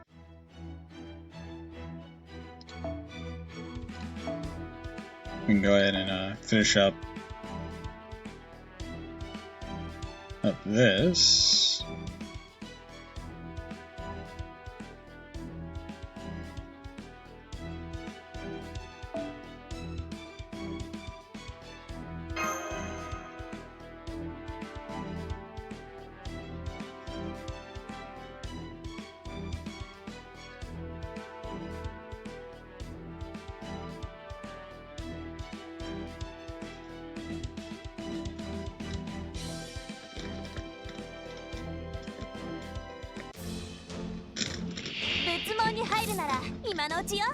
Right, still didn't change for craft distance.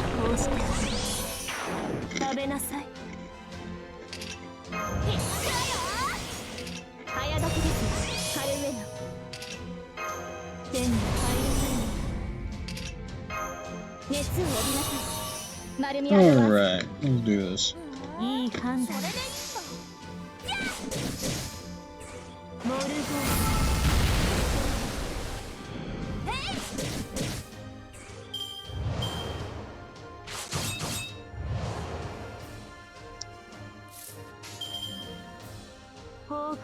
を背けないで。 I got granola. そう、いいでしょう。私の足元で許しを乞いなさい。落ちよ、ロードレス・キャメロット。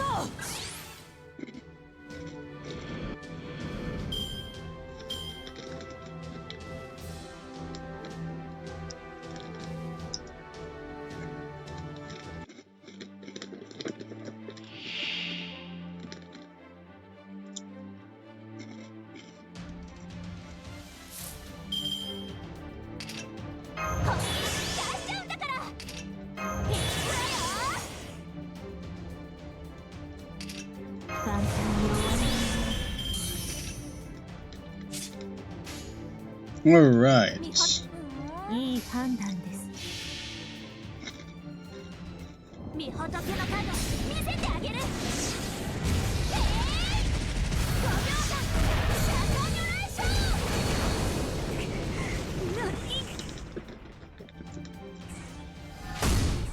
寂しいものだな、死というのは。分断する。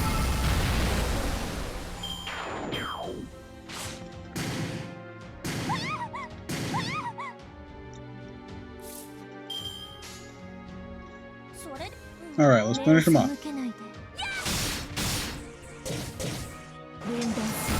Thought that was gonna hit harder.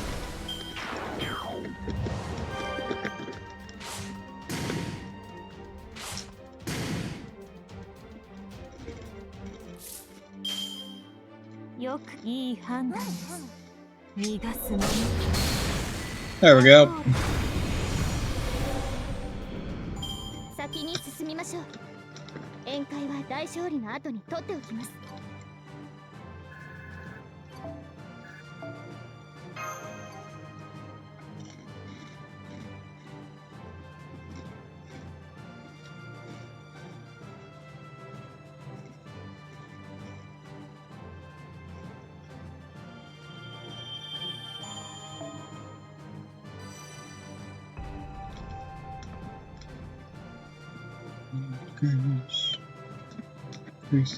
Increase critical strength for all out as well. That's what I got added.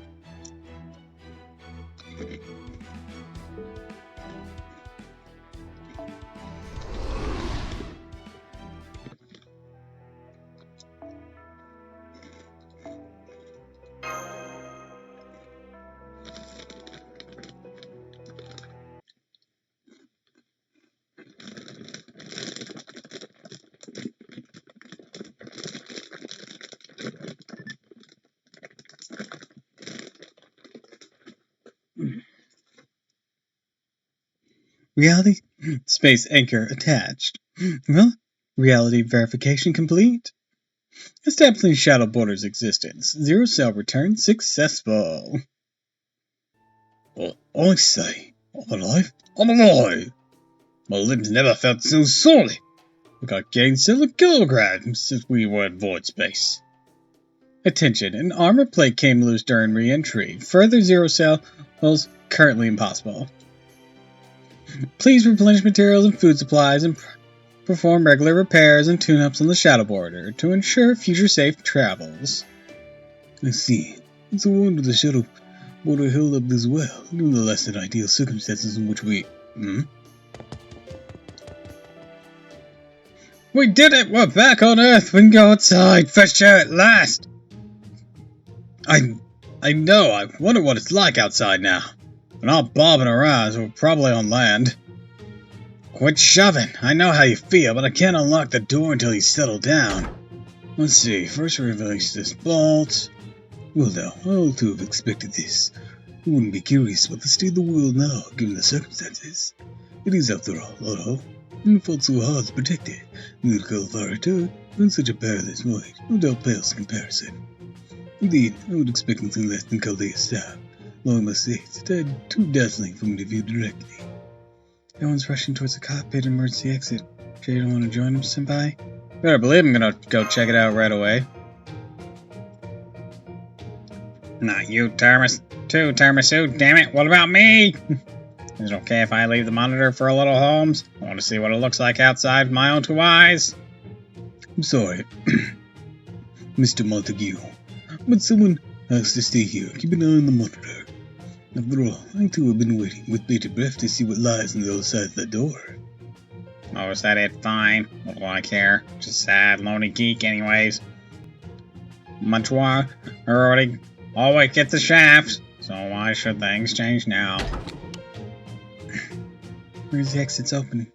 Senpai, probably gonna have some natural light. Light?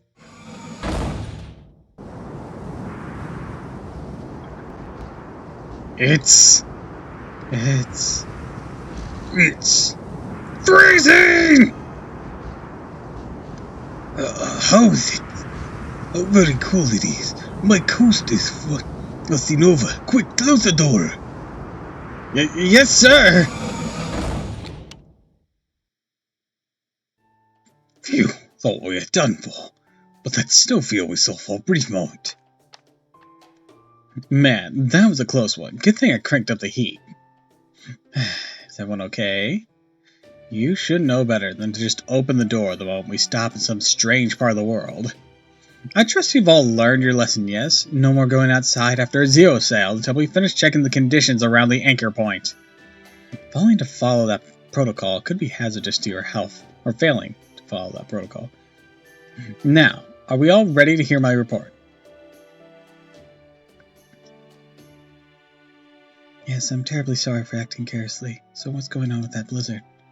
It's perfectly ordinary blizzard, just like the others we're all well acquainted with by this point. There's no atmospheric pollution, no hostiles in the area. Presently, the shuttle border is smack dab in the middle of the blizzard. The odd bit is that it's 100 degrees below zero out there. So if you plan to go outside and want to live more than a couple minutes, we need some serious cold protection. And if that wasn't enough, take a look at this footage.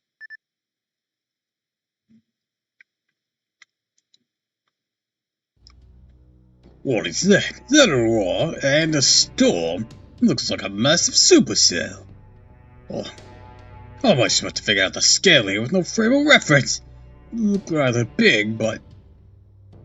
Oh, it's big, alright. Ready to have your mind blown? This storm is literally endless. Covers every inch of Russia like a wall around the entire world.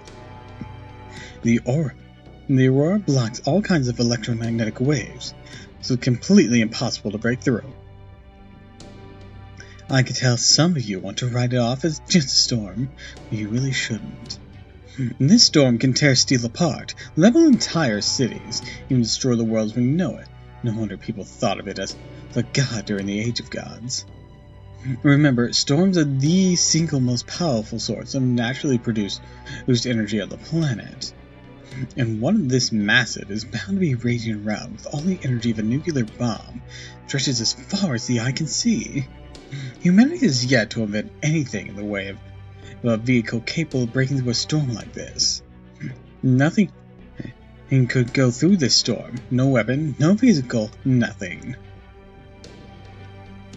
Which means that even once we get to the shuttle border up and running, we'll be able to leave this place.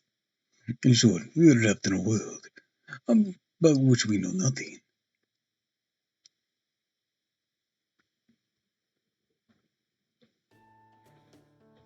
No, Gorov. At least we're no longer in immediate danger. For that matter, the Zero Cell was incredibly dangerous in its own right, and it inverted our very existence into the negative zone. I believe it would benefit our chance of survival tremendously with a regular beer. Well, it is certainly an emergency. All we do need to agree. Da Vinci, the shuttle possesses the ability to camouflage itself. of course it does. The vessel was designed to handle the void. It's got a ton of features. In fact, it's optical and conceptual camouflage. It messes with all the observer's perceptions and senses. And for the moment, we need to worry about danger finding us from the outside. That, of course, does not account for the possible problems on the inside. What do we only have one blanket per person? Why are you being so stingy with the heat? Don't you realize it's getting colder in here by the minute? Do you want us to freeze to death? What other choice do we have, Gorda? If we're gonna save all the power we can right now, deal with it.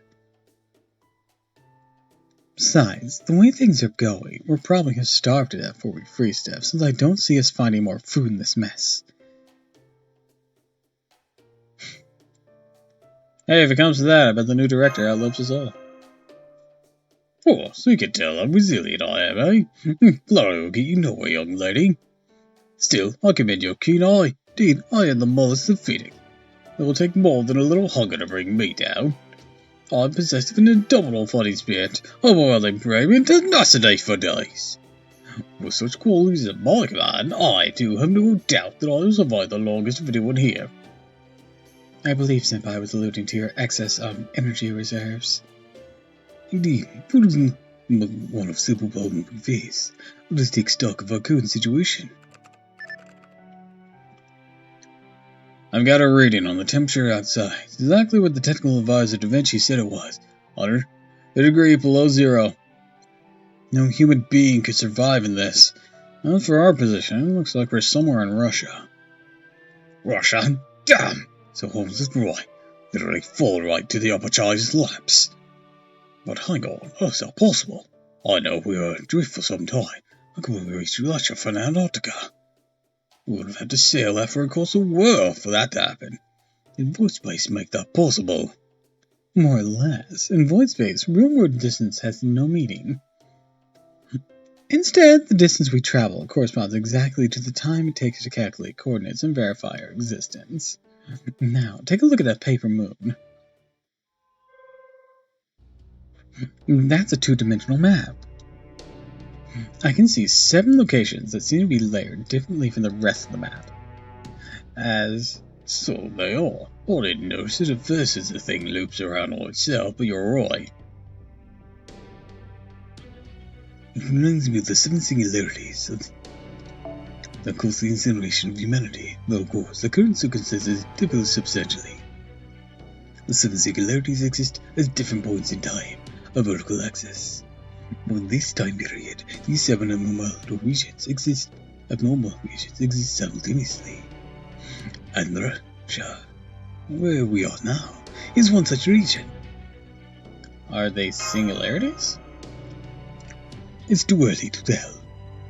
Given what Cristeria said during his transmission, I believe these regions are not the past, but... it's so cold. I'm just looking over the shadow border.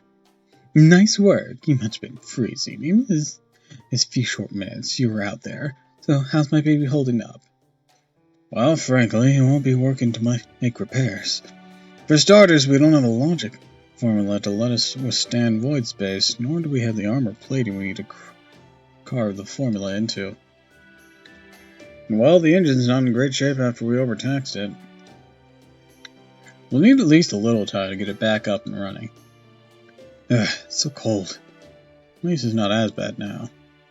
Should warm up a little once we get to midday. As long as we avoid working at night, we should be able to get it by with just our snowsuits. I'm glad to hear it. Make sure you grab a hot shower before you catch cold or anything. And there's one thing you'll need to rest up as much as you want. In fact, perhaps you'd prefer a hot bath. No, thank you. A hot towel will do. We really have to conserve electricity now, after all.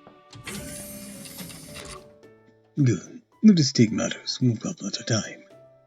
At the moment, our most present concern is the singularity-esque location. I trust our new director has no issue with investigating this land, correcting the problem. New director? No, not at all. As a devout magecraft practitioner myself, I cannot turn a blind eye to the matter. If there is a singularity to be corrected, we must do so as simply as a matter of course. Furthermore, the shuttle boat was almost damaged. We were unable to move from our current location. In which case, one of us must venture out and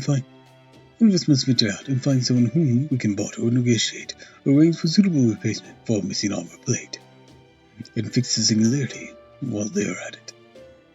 I've got this. I see you're quite eager to help, Mr. Tiramisu, perhaps even recklessly so, but for the moment, I will spare you the lecture.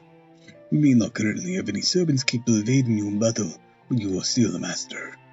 Furthermore, you are far and away the most experienced fighter out of everyone here. At this point, you are the only one who can sing We can send to investigate this area. It will be extremely dangerous, but as the administrative advisor, I am ashamed I must ask this of you. Then will you be escorting Senpai as her bodyguard, Holmes? Naturally, I will do so to the best of my ability. Fieldwork, of course, one of my many specialties. Now, regarding the mystic code. Why, that won't do at all. Director Gorov? Holmes, you're one of our precious few fighters. As well as servants capable of handling this. As the only servant capable of handling this situation, I forbid you from leaving this vehicle. This armored car is the last bastion of humanity itself. No mine must be a combat ready to serve and here to defend it. So you to stay here and do exactly that, Holmes, understand? That is the direct order from your commander.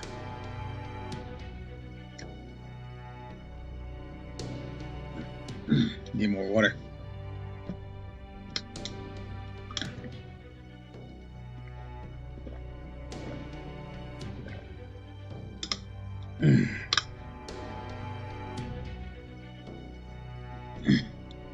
Oh, if it's just a servant you need, there's another one right here, you know. Or have you already forgotten about me and my genius? You're not a real servant, you're just an imitation who lost any combat ability you may have once had. Holmes is the only real fighter we have. We can't afford to send him out into a dangerous area we still know nothing about. Tamasu, during our investigation, you adamantly refused to cooperate with us, correct? Each and every time we asked you when a certain report was made up, you insisted that you lot never actually saved the world. All you said was Chaldea fulfilled his mission admirably. Not bad for a youngster like yourself. Indeed, I commend your attitude. As such, I see no problem whatsoever with my plan. You're a proven warrior, as you demonstrated by repairing the past singularities.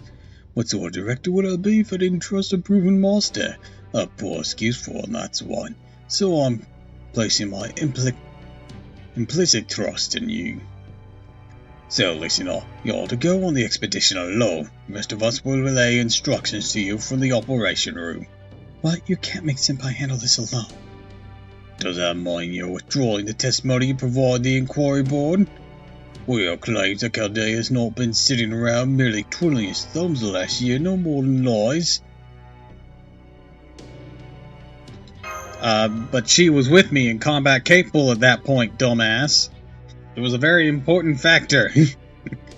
Indeed, Mr. Masoon and the director are correct. The shuttle board's destruction would mean the end of humanity itself. It's indeed important that we investigate this area. We must concentrate the bulk of our efforts on keeping the shuttle border and the paper moon safe. Therefore, I will remain to guard the shuttle border, do whatever I can to aid the expedition from here. All that said, the fact remains that I will also reckon to send Mr. Masu out on her own, or reckless to send Mr. Masu out on her own. It is 100 degrees below zero outside. There's no telling what else may be lying in wait. I know that. I won't set her off without a body. Let's see, what do you call me an old man? What was his name again? Saute? Piccata? Oh, crap. The cooking method uses butter and lemon juice.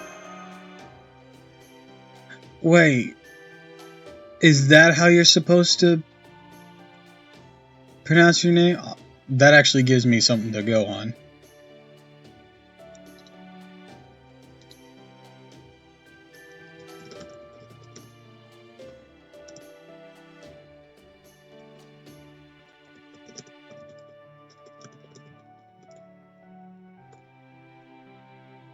Wait, no. I can just look up his name. His name's like right there.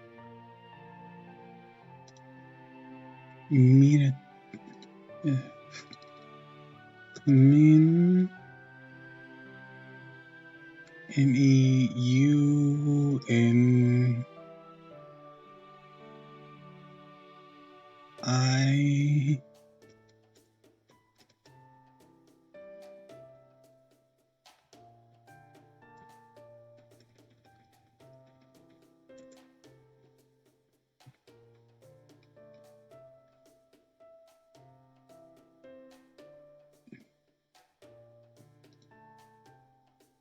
pronounce.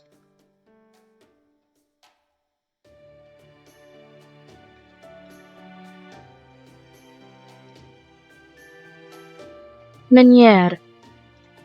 Meniere. Okay, we finally know how to say his name.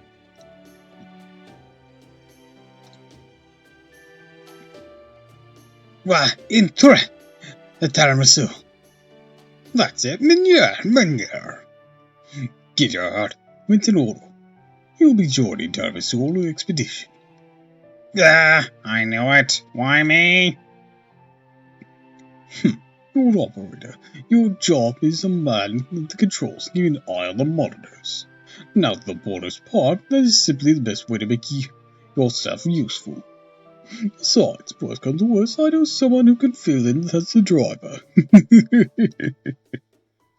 I mean, you're not wrong, but damn it, I guess I got no choice. Wait. I'll go with Senpai. I think that would be the best possible outcome. For one thing, having fewer days useful here than Mr. Meniere does. I can also fight for brief periods, just like I did at Chaldea. Oh no. I'm afraid that is a course of action I cannot support. What about you, Da Vinci? I hate to say it, but I do think Tiramisu will need a companion. Mash is an old hand when it comes to investigating unexplored areas by now. As long as she agrees not to engage in combat as a servant, unless absolutely necessary, focus solely on providing support. She's the best partner Tiramisu could ask for. Not my place to try and stop her. Hey, Mash? Yes, Senpai? Let's go explore this place together.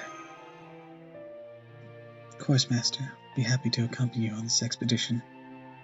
Good. Fortunately, I expected something like this might happen one day, so I suppose this is a good time as I show you the mystic code I made for exploring polar regions. Hence, here you go, Tiramisu, and Mash, here's a snowsuit I made just for you. Excellent. Then be off with you. And whatever you do not throw your lives away. Understood? If you must die, make sure you find a valuable lead before you do so. Seriously, you really need to work on your goodbyes. What's wrong with that? I thought it was quite the encouraging speech. Wow, you are serious. You're noble through and through, aren't you? I'm amazed you managed to survive this long without dying in solitude. Did you just luck out and get a really good mate or something? I'll have you know I never experienced solitude once in my life. My tutor, truly. E4 was so strict she barely leave me alone. What an impudent little familiar. Will you act as cute as you look? Oh, you think I'm cute? Son of a bitch.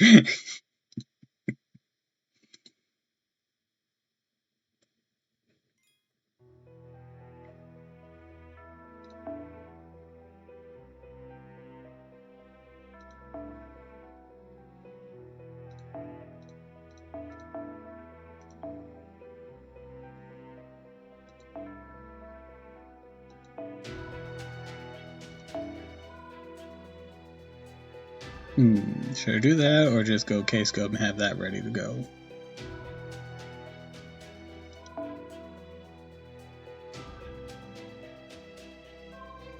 Yeah, having K-scope in this situation might be better.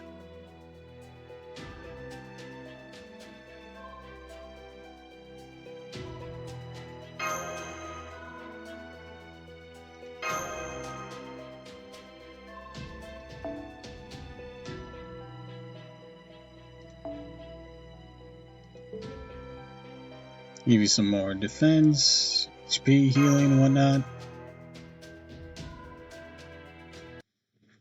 Well, not defense, evasion, which is defensive. There we go. Can't hurt to wear a snowsuit over your Arctic Mystic code. Not like it's likely to do much good when it's friggin' 100 degrees below out there. Listen, I know Goldorf said, but make sure you don't go taking any unnecessary risk. Just take it easy. Focus on staying alive first and foremost. Be a hell of a waste if I died now, after all. Right. There's all sorts of fun things out there just waiting for you to experience. I knew you had potential, tiramisu. Once this is all taken care of, I'll have to come check out my hometown sometime. You haven't lived till you've seen France, you know? I've seen France. It was on fire. Oh shit, yeah, Singularity 1 was Orleans, wasn't it? And, oh, and MASH. I don't want you to overruin it either, got it? I know you really helped us out back at Chaldea. The fact is, you got serious limits as a Timmy servant, so if you encounter any hostiles, just focus on keeping your distance. All the more so if Tiramisu's in a tight spot. Whatever it takes, you two better make it back here alive. We will. Thank you, Virginia. Thanks for finally using my name. Thanks, and Google for telling us how to pronounce it. Oh, and Tiramisu, take this. This is... Listen up. We're going to investigate the surrounding area first. Once we find something of interest, we'll let you know and tell you where to go. If you can manage to secure a ley line, you'll be able to summon servants again. As for power, you'll have to make do somehow. Maybe take advantage of a natural phenomenon. Natural phenomenon? I bet Da Vinci and Holmes will figure something out. You're the one who took care of all those singularities. I don't have to tell you. What an accomplishment that is. We've met at least one or two servants who are crazy enough to answer a summon, no matter the circumstances. So as long as we can get the bare minimum of energy into that spirit origin graph, you ought to be able to at least summon one servant. Probably won't be able to get a really strong one, though. Our magical energy supply here doesn't hold a candle to Caldea's. But even so, any heroic spirits you can get to help you, we have godsend at this point. So do what you gotta do to make that happen. Got it. Honestly, I have no idea what's coming. Doctor's gone. That was more than half our staff. Never thought things could get worse than they were in Orleans. Here we are. Just like that. Or just like back then. Our only hope, Tiramisu. Good luck. Count on me. I know we can. Oh, and if it's not asking too much, try to find some fish. Do that and I'll treat you to some of the best home cooking you've ever had. Well said too, Master. Alright now, Lasagna, where's this Spiritron dress? Let's go.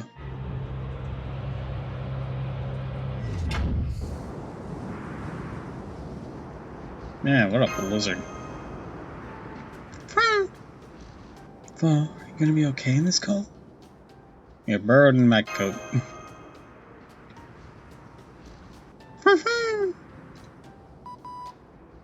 Testing. Hello, can you guys hear me? You can?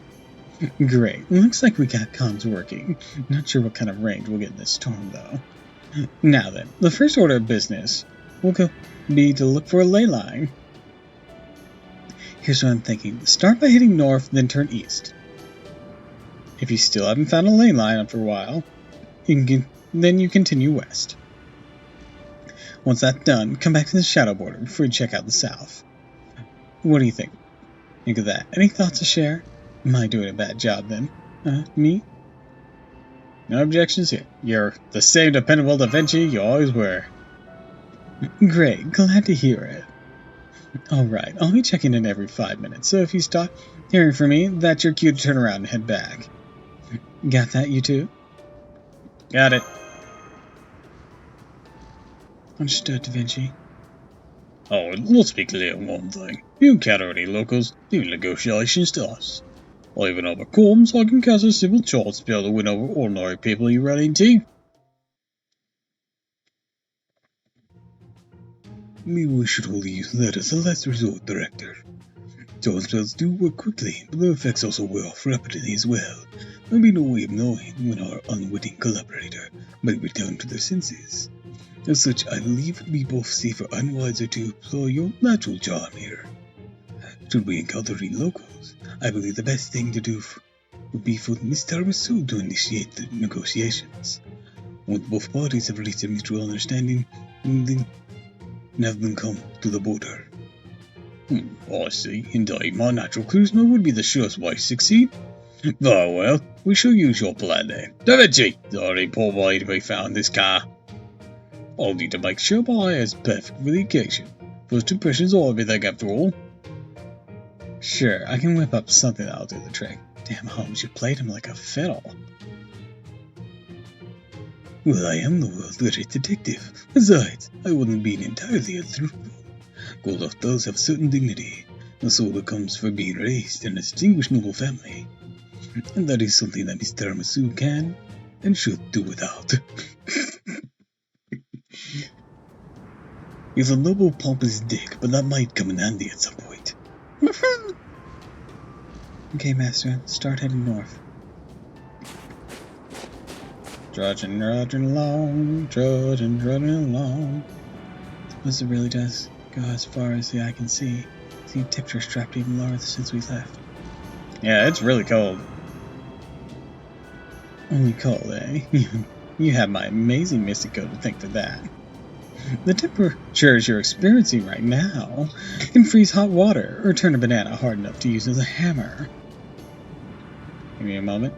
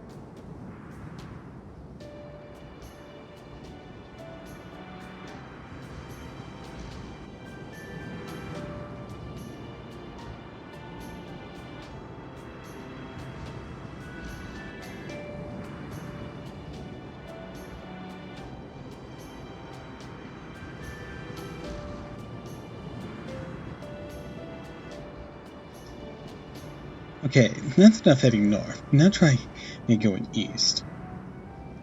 Understood. Okay, Master, let's head east. Master, take a look at that. All I see is snow.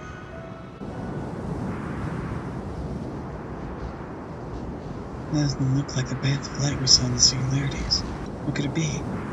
A skyscraper? A tower? Maybe it's a tree. Whatever it is, it's certainly enormous.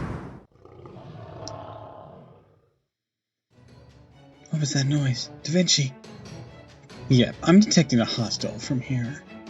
It looks like a low-rank phantasmal, maybe a demonic beast. It's one of them, but it's heading your way from the east. Looks like it's spoiling for a fight. Got it. Let's get out of here, Mash. Yes, Master. Let's head south. What was that roar? We're picking up new hostiles at Tiramisu's 12 and 9 o'clock. And another one at her 6. They're surrounded. Oh god, there's 6 more. That cry earlier must have signaled the others. They just keep coming. So, they know to surround their prey. These creatures would appear to understand how to hunt. Which means there is an established ecosystem even in this frigid world. And that's a matter for later. Miss Tiramisu, Da Vinci, and so I would ask you to break the rules right off the bat. Miss Caroline, I trust you know what to do. Make your way through the demonic beast to the south. Return here at once. Why, what is going to happen if you lead a huge pack of demonic beast here? Or maybe the Shadow Boy is the very last bastion of humanity.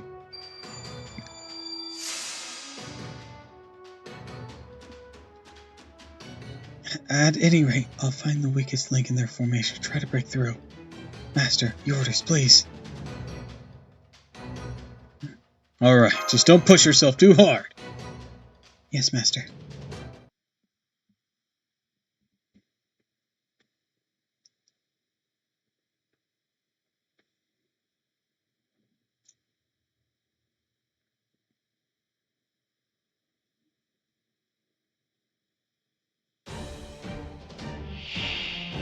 水着姿ですが、いつも通り。 Fuck, it's cold!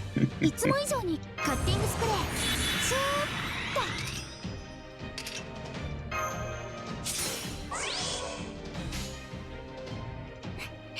ッと。いいですよ。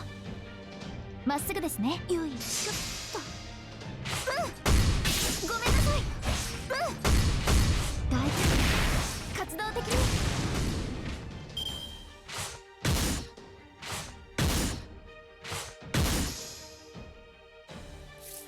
That's max of your noble phantasm? Yeah.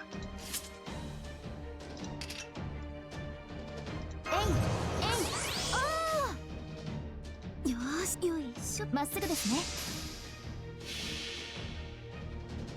それはすべて You fence it up! すべての怨恨を癒す我らが故郷。権限せよ。ロード。 See if you can break through.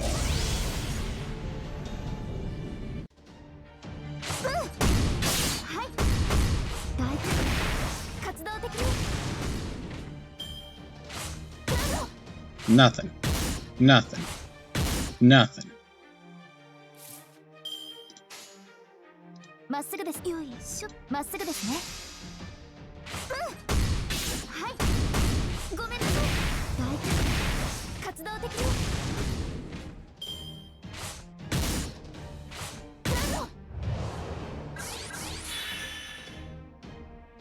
Ah! Fuck, it's cold out here! Why am I in a swimsuit?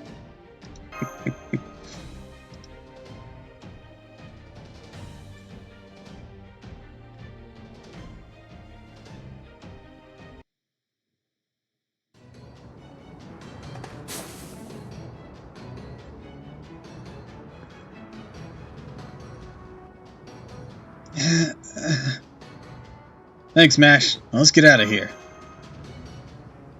Yes, Master. We need to make our escape while we can.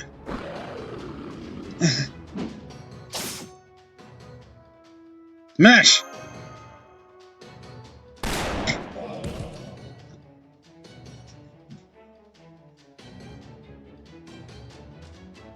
I'm going.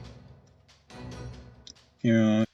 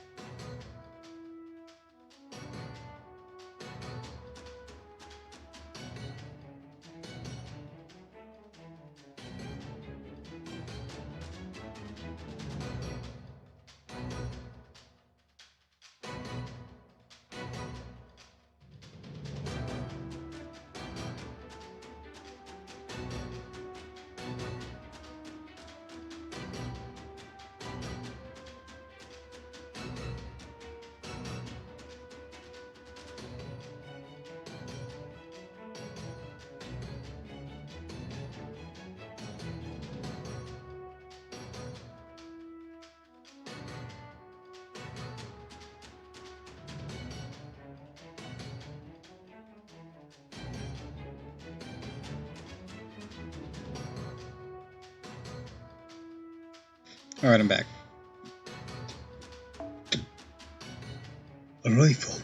In point of fact, judging by the sound, unwielded, and seen by a skilled marksman, considering the incapacitated, the beast with a single shot to the head. Well done. I like the... Take these. Yep. I gotta... Hold on, he's Russian. Are you guys nuts? What are you thinking? Running right into the middle of the Kerchik pack. Huh? Well, I'm guessing you guys from the capital looking for something to eat. You're not gonna have much luck out here in the boonies either. What the? A wolfman? What the hell are you guys? Why is your skin so smooth? Wait, please wait. We just want to talk. Wait a sec, are you guys mages? Huh? Damn it, come on, follow me! Kerchiks are cowards, but if you stick around too long, they'll call more friends and overwhelm you. He just hefted that huge demonic beast like it was nothing. Come on, move it! Let's go along with the mash.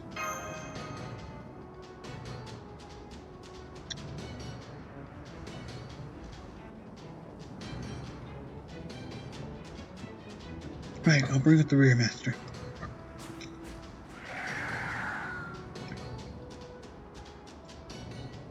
Damn it, the Kerchiks are restless today. What do you guys do to get them so worked up?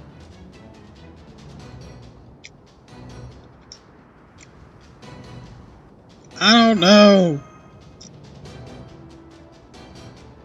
Come on, keep moving.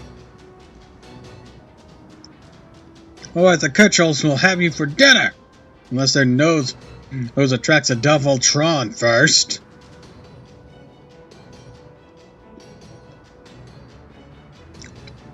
Sorry, what's a Deviltron? A giant serpent with multiple heads. Wipe out an entire village easy as you like. Don't you guys know anything?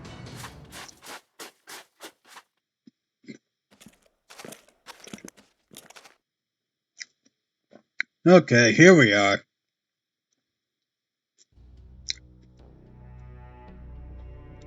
Damn it, the Obichai are on patrol. Collect my kill as taxes. Listen up, don't let any other Yaga see you. They're always looking for more sacrifices for the Arpachai. Uppercani. Ah, crap.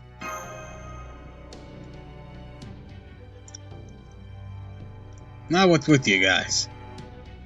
Ah, I see how it is. The Arpachai are after you guys? Come with me. Enemy of the Arpachai is a friend of mine. I think I can help you out. You have something to offer in return. Master. Let's go with them.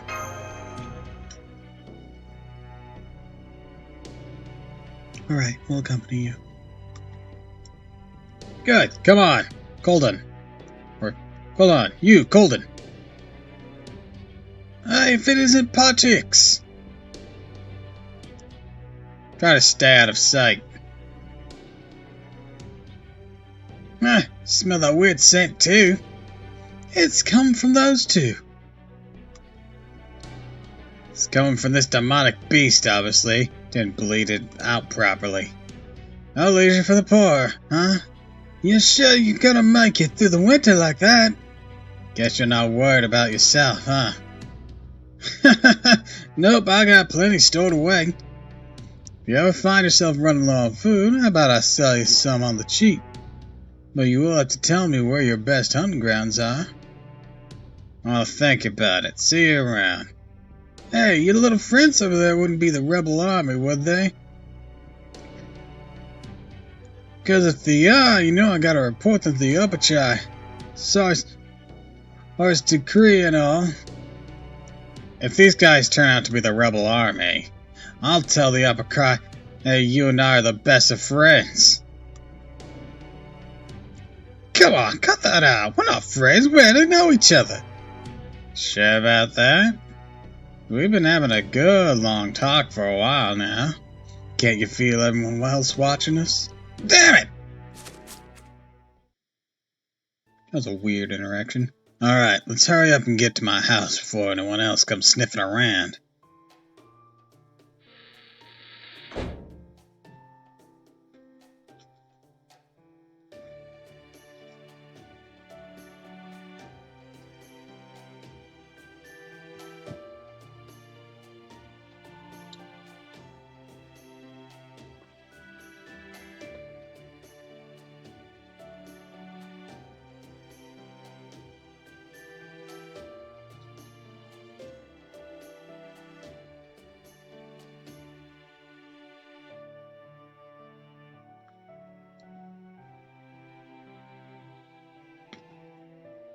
I gotta bake good, I gotta eat before it goes bad. Give me a moment.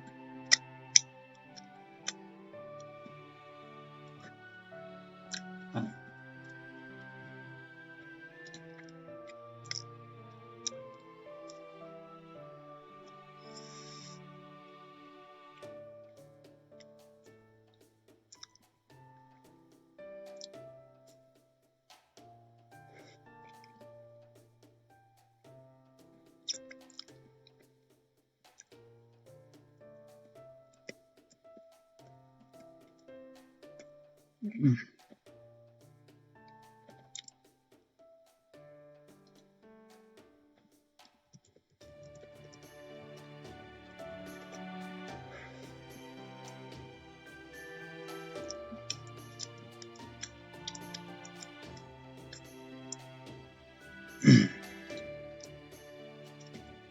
Good.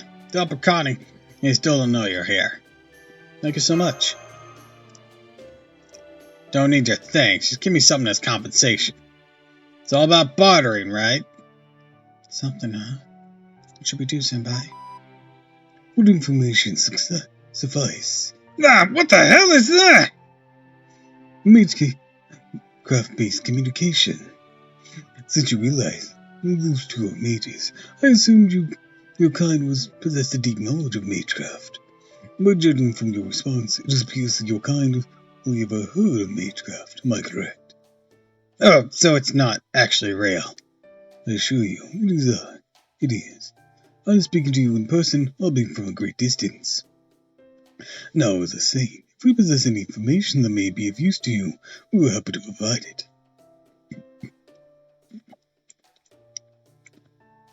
Don't suppose you know any good hunting grounds, do you?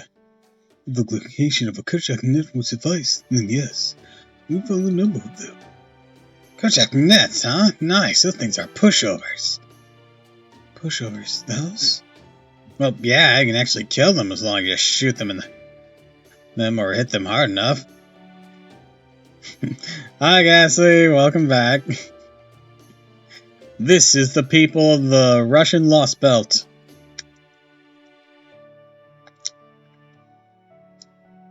Way better than the demonic beast just won't die.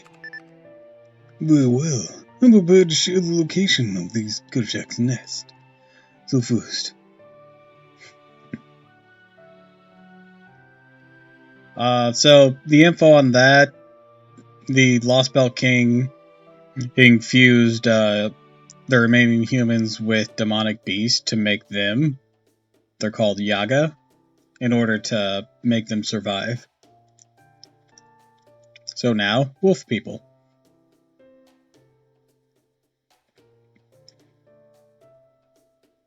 So first, I would appreciate you telling us everything you know about this place. Can you tell us your name? My name, huh? They say that if you ever call a Koldun your name, you'll be cursed. Excuse me, but what are these Kolduns? Well, you mean us, but beyond that. Means mages. Never seen one myself before. There are a whole bunch of them in the Imperial family, right? And again, Koldun or not, you don't seem like much of a threat. Now you could curse anyone if you tried. True, never been very good at curses. Alright, my name's Patrix. Or Paxi. Something, I don't know. Paxi? I don't know. Nah, who are you guys? I'm Ash Caroline. Sherlock Holmes. I'm Tiramisu. Mash, Sherlock, Tiramisu, huh? Alright, now what are you guys? If the Apocani are after you, does that mean you're with the Rebel Army? Rebel Army? Hang on, we're not. Maybe I should try asking some questions. Well, are you or aren't you? First, we have a few questions of our own. I don't think so. First you need to answer my... What year is it right now? Huh? Holmes is right. That's the first thing we need to confirm. It's abnormally cold even for Russia. Can't possibly be the Russia we know. That could mean we're in a different time period, just like singularities.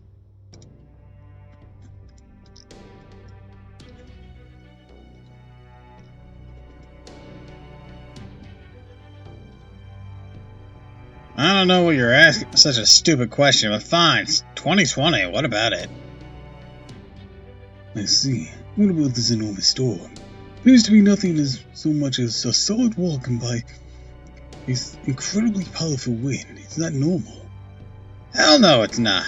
Been living in Russia for 20 years. Never seen anything like it before. It is true what they say about the world getting closed off.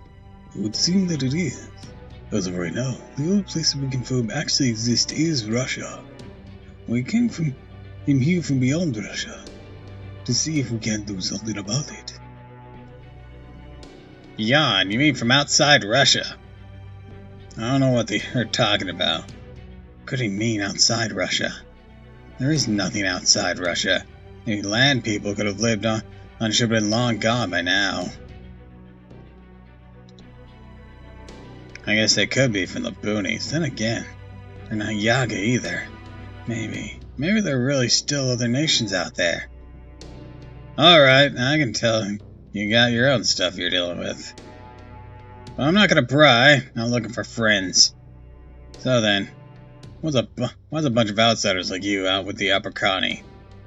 Unfortunately, your guess is as good as ours. We still don't even know what they really are. That being the case, we would tremendously appreciate if you could tell us what are the Upper Connie. You're kidding me. How'd you even survive this long without knowing even that? The Upper Connie are brutal hunters. Ivan the Terrible's personal bodyguards.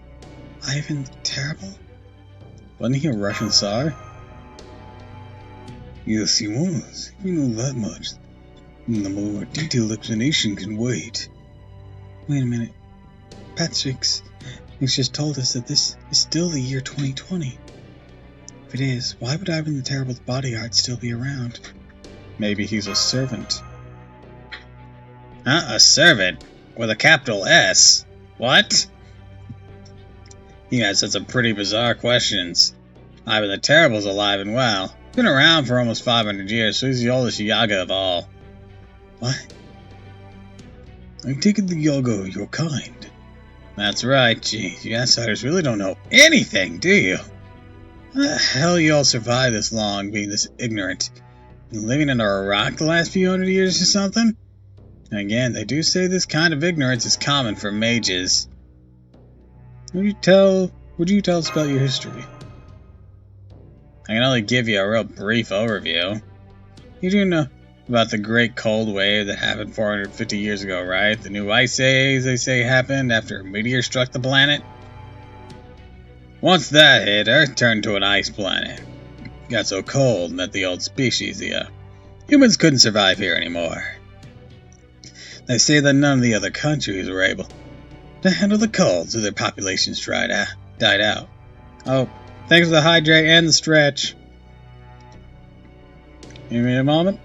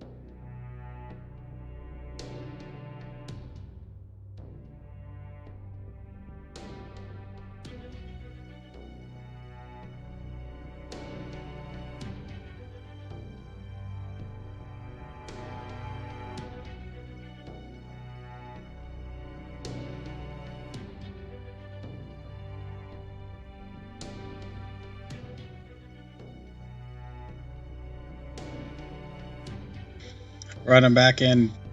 Oh dear.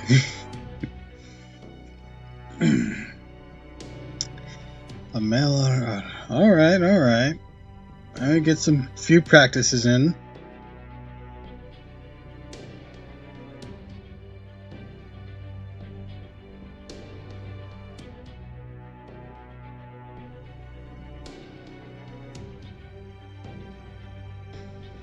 Order.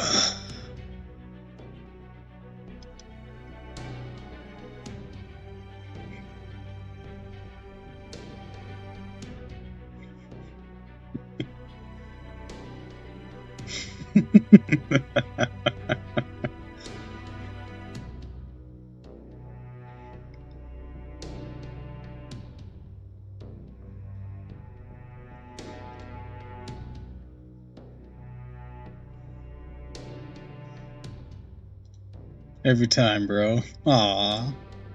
I'm glad you like it.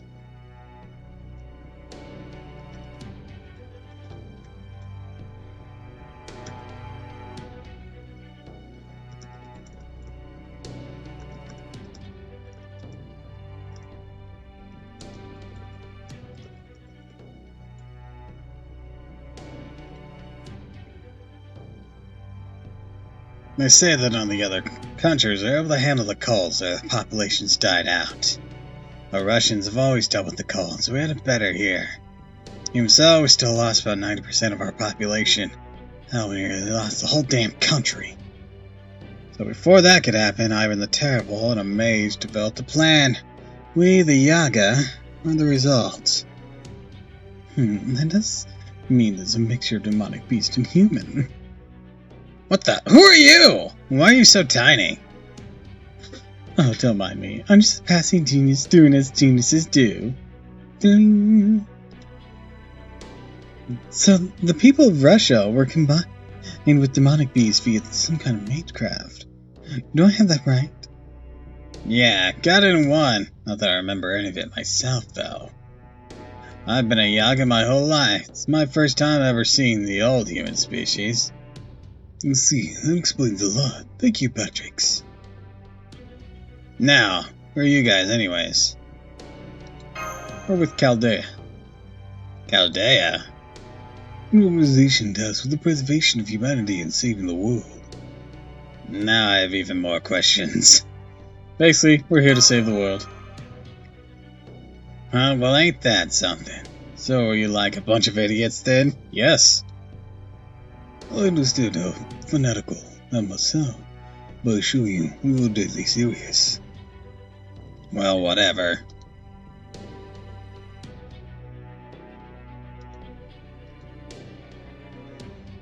Whatever nutty plan you guys got up your sleeves, if it'll shake things up around here, I'm all for it. After all, you're the first outsiders I've ever seen in my life.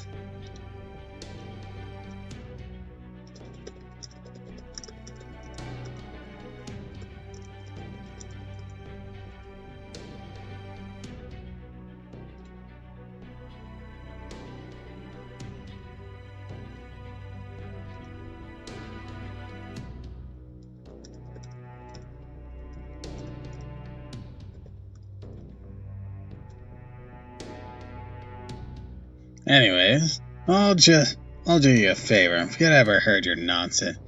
Hurry it up with the hunting ground info. Very well then. Show me a map and I'll tell you where to go. You better not be pulling my tail about this. Alright, this is our town here. This is the Agasomax. This city up here to the northeast must be Yama Moscow. In that case, this spot here is the one with hunting grounds I discovered earlier. Just so you guys know, I may hate the Opakani, but I hate liars even more. I'll stay put until I get back, got it? We're not going anywhere. Those hunting grounds turn out to be a sham. I'll hunt you to the ends of the earth.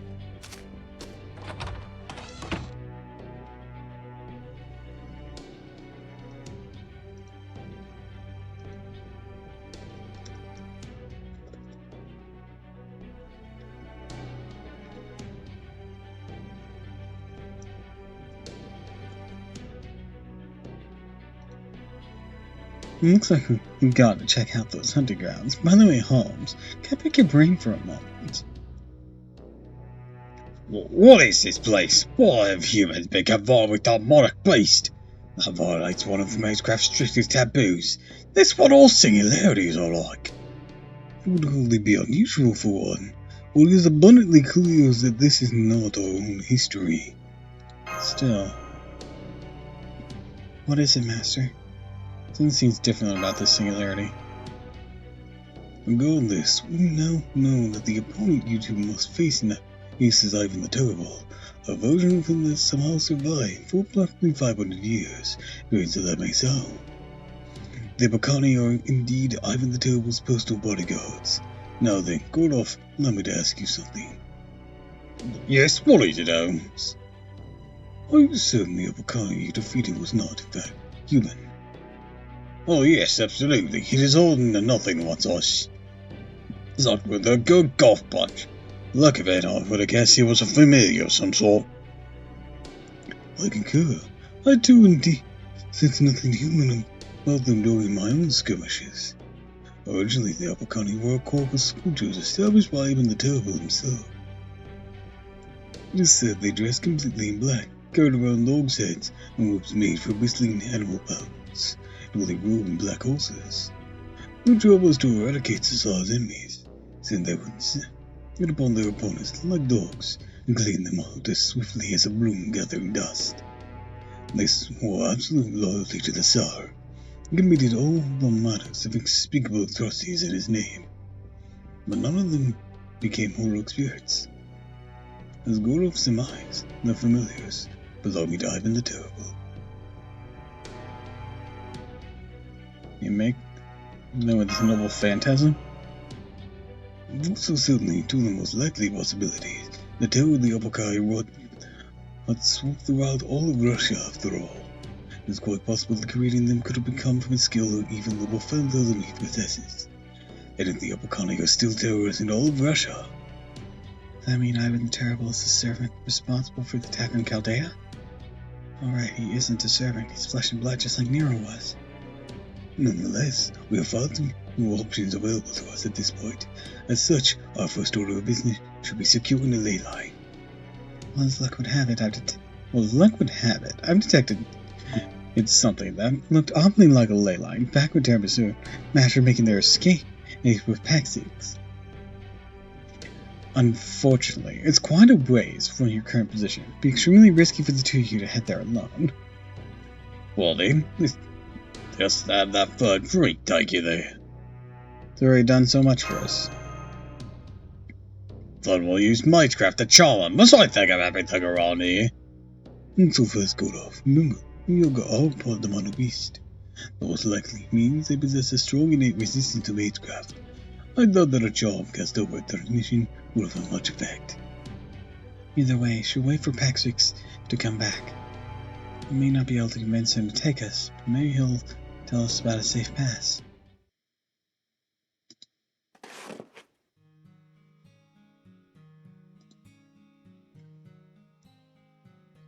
Looks like a bunch of weirdos. Only ever heard of the old species in legends. Seeing how weak they are in person, it's a wonder they survive as long as they did. Guess technically they're our ancestors, and that's why I never thought to eat them. Could always leave them to fend for themselves if they don't have anything to offer. Looks like they know a whole bunch of good hunting grounds. More than anything, they're new. Never seen anything like them before in my life. Most Yaga wouldn't be comfortable with that. Oddly enough, doesn't bother me at all. Most things like that put me at odds with the other Yaga. Oftentimes, I find myself asking myself questions like, why do we have to be strong? Why is it wrong to be weak? Why are we always starving for something, never feeling satisfied? Whenever someone hears me, they just laugh. They tell me I'm a fool, and that's why I would waste my time thinking of meaningless crap. No, it's meaningless, just as much as anyone. I wish I could stop myself from thinking about these things too, but... Boxy, hey, Boxy! What is it? Are you hunting? So what if I am? So, but those hunting grounds belong to the town! Why do you think I only hunt the strays? Those stray demonic beasts belong to the town too. Not that any are straying off anymore since that spot's been closed down. That's so. Fine, I'll just have to find somewhere else to hunt, won't I? Glare at the jackass as I turn around, headed off in the opposite direction from the sealed-off hunting grounds. Not just him. The other Yaga are all keeping their eyes on me too. Make sure I don't go messing up their territory. Some demonic beasts are easier to hunt than others. Kershaw tend to be harder sides, and if they keep calling in reinforcements until you're overwhelmed. There are some places it's manageable. Like say a ravine that leads to a dead end. Somewhere the other Kershaw can't hear their pack mates cry for help. Yaga have taken advantage of that, set up hunting grounds and make it easy to harvest demonic beast. May not compare to what I hear the old times were like. They used to breed enough domesticated beasts on farms for everyone to eat. Nowadays, hunting grounds like that, where you can hunt in safety, rest easy knowing the beasts will multiply again over time, are lifelines for us. Why it only takes getting labeled as a weakling once for everything to go south. Doesn't take long for a Yaga to die if he doesn't get enough to eat. This town's ruthless about seeing the runt of the litter cut loose. The whole town makes it a point to eliminate nearby villages, curry favor with the Tsar and Kotel. Oh, with the Opakani. They know about the Yaga's ironclad law, and the only strong may eat, and maliciously use it against us. I know I'm skating on thin ice myself, and there's nothing I can do about it. Can't defy the Tsar. Got no choice to run from the Opakani. These humans I met really are mages, and they really end up saving the world. Maybe that'll help this constant ache in my chest go away, even a little. Of course, I still don't know if I can even trust them.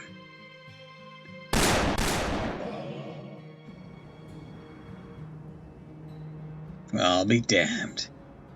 Can't remember the last time I killed this many. All like this, I can still scrape by even after they pick me clean for taxes. Potsy! What is it? You're looking flush today, aren't you? This is about my taxes, right? Here, take it. Yep, I'll take care of you. What about your mother's taxes? It's no fur off my snout. Your old lady's not pulling her weight anymore. And you know as well as I do this town doesn't need any Yaga who can't hunt. Honestly, don't even know why you bother paying her share. Doesn't make a damn lick of sense. None of your business. Here, here's my mother's share. This town is no use for my mother anymore. Well, aware of that. All she does now is wait around to die. Waiting for time when she finally starves to death.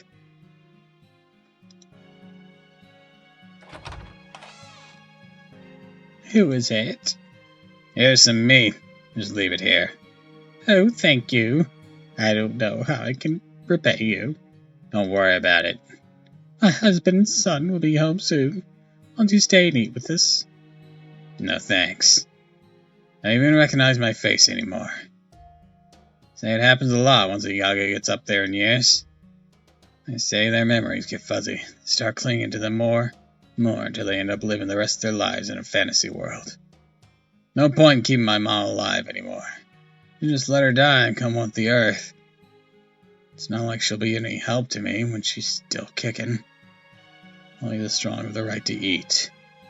She hasn't been strong for a long time. So why do I keep helping her like this?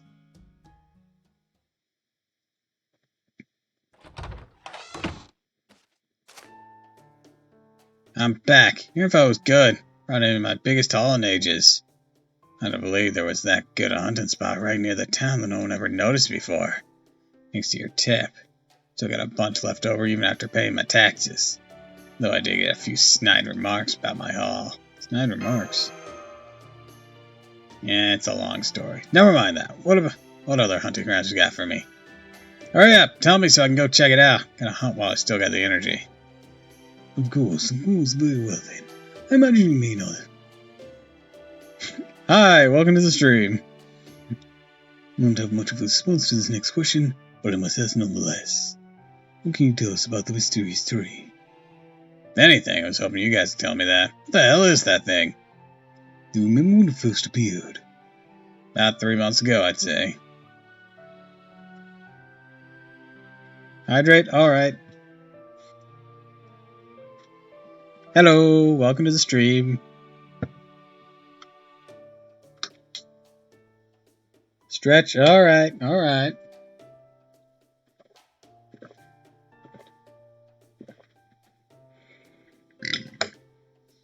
You missed the explanation for that, so I'll give you a recap after I stretch.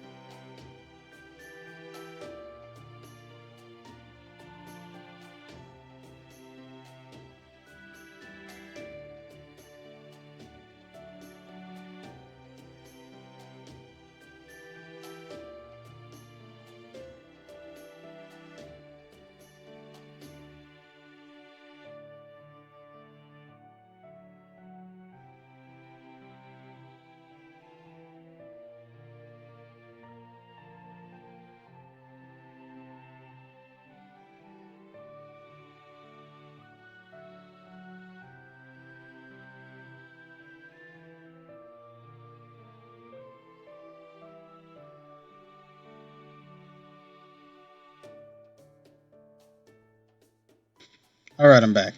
Okay, so he is a Yaga. In this alternate history present, technically, of Russia, Ivan the Terrible saved a lot of people by fusing them with demonic beasts when a new ice age took place roughly 500-ish or 450-ish years ago.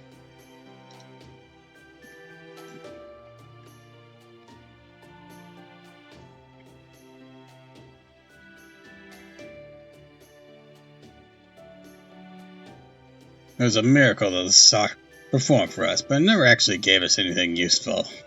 Tepakani don't react to it either. So all I really know is that it's just a big damn tree.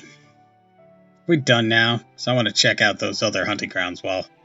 Just a moment. None of we know the full extent of the situation. I'm afraid that information was insufficient. Ah, come on! I don't have anything else I can trade you. Unless you're after my gun. You can have that over my dead body. No, it's not that. We want a kite. A kite? All you have to do is collect some materials. I can tell you what you need right now if you like. Now that I have a clearer picture of your people's technological and cultural progress, I'm quite certain you should have little trouble finding them. Alright, as long as I don't have to leave town. Thank you. I commend you for decisiveness. Good show, Paxi.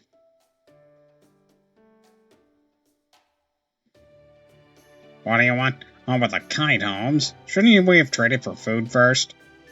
The Portugal is Roy. I've been so long since I have a decent kind of roast beef. Not at all. Food's crucial too, of course. As I say, safety first. That is what you're going for, right, Holmes? Indeed. We require a bit of strength. We will take a page from Benjamin Franklin's book. I see where you're going with this. So, you want to connect it to the briefcase? I do. Wait, are you guys trying to generate power? Precisely.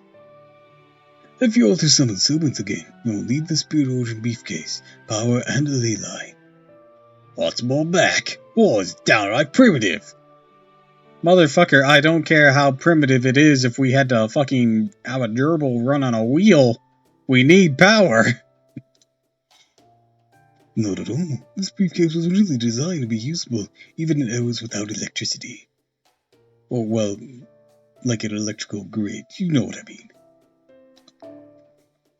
All Terminus needs to do is make use of it. Bit is to draw someone in a circle on a ley line, wait for a single bolt of lightning to strike. Man, I really am a genius, aren't I? I doubt there's anyone else in all of history who could have made the summoning system this streamlined. Being me is so awesome. Alright, so when is the next thunderstorm? Our forecast is tomorrow. Suffice to say, the time is not on our side. I'm afraid we must get to this kite ready to fly before the end of the day. Now then, Mr. Amasu, have you ever made a kite before? Not even once. I suspected as much.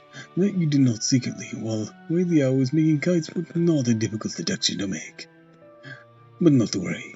Da Vinci and I will be here to help. If fully are interested in let us elsewhere, we could easily become professional toy makers in our own right. Dude, Da Vinci had so many fucking ideas, limited only by the technology available at his time, so yeah.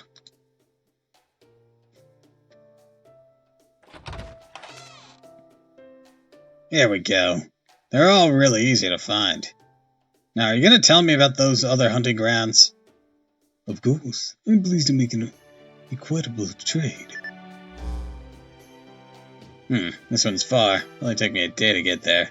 Alright, you guys stay put. Don't go outside. Don't eat anything besides food I gave you.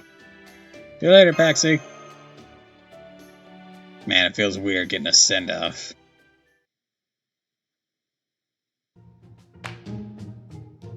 Alright now it's time for arts and crafts. Remember, without this kite, you will not be able to summon servants. No exaggeration to say the fate of the world hinges upon this kite. This may be the most important arts and crafts project in the history of mankind. No pressure. No, not that one. That one. Yeah, let's cut that first. No, not there. So frustrating. I'm sorry, Da Vinci, but it's not always easy to understand what you mean. No, not there. How's a kite supposed to fly if you cut that? That's correct. The next kite needs to be on the opposite side. Really? Oh, I've never seen someone. What? So much... I've never knew there was so much to kite making. Oh, I thought he just stuck some poles to fabric like a tent. The whole thing just flies.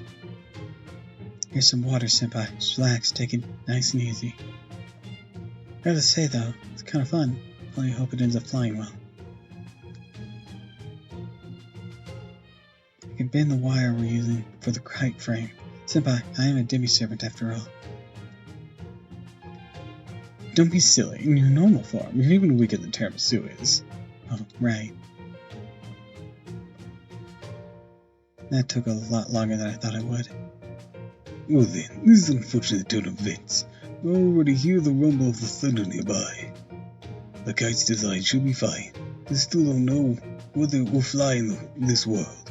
The world is enveloped by a raging storm after all. No telling how violent the winds may be, blowing at high altitudes. Nonetheless, the kite's range should be sturdy enough to accommodate the extreme conditions. At this point, we've done all we can.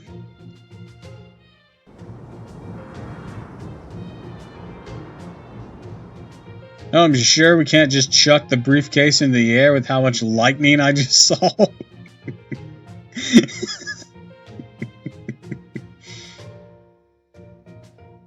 Great, that was the last part. It might have been a long, winding road to get here, but at least we got here. Now, for the most important touch, what sort of picture should we draw on it? Damn it, Da Vinci, I'm a master, not an artist. What?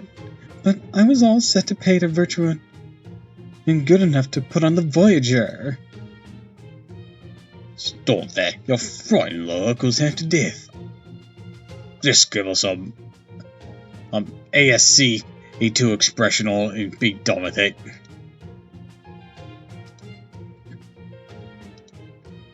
Well now, I'm impressed you know about that. True, it is important to retain one's sense of belief in this. Miss Carolite, would you do this honors of drawing something? Of course, art design's one of my specialties. Don't worry, Master. I'll make sure it's a glamorous kite that'll make everyone sit up and take notice. I don't know if we want people to take notice of us here. Well, it's certainly one of a kind. I'm sorry, I did my best to convert your face into a colonial plane, Senpai, but I'm afraid it didn't go so well. I would laugh if it was the learning with manga design. I like it. It's a unique charm about it. It should serve to ward off evil spirits. Now you must be on your way. I'm afraid we don't have time to wait for Paxi's to return.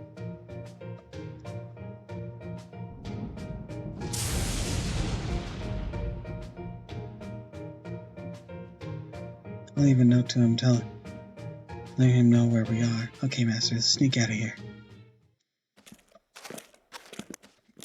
In the dark and you want to see, you need some electricity. Electricity.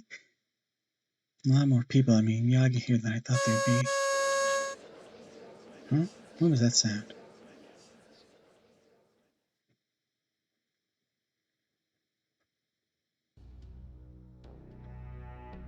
Anastasia, where are you, Anastasia?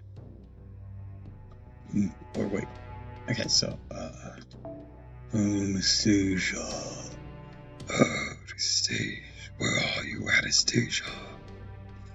I am here, my star. Ah, my empress. My beloved wife. Tell me, is Russia at peace? Of course it is, my son. The Uppercani are fighting hard all throughout the land in order to spread your glory far and wide. Please, rest. Do not be troubled. I see. So Russia is at peace. That makes 200 years of peace in Russia. What about the outside? I must spread my glory beyond Russia's borders. I must share with those from other lands who can only shiver with cold, waiting for their ends. Tell me how fares Europe in the Far East. They too are at peace, my son. Europe is bowed to your will. Negotiations in the Far East are proceeding apace. War is over. Russia will have their alliances soon. I see. That is good. No, that's not good at all. Peace alone is not enough. I must press onward to new vigor and expand my domain. I must unite the world and ensure its happiness. Amadeus. Very well. So sleepy. Am I dreaming? Good night, my son. May your repose be blessed with sweet dreams.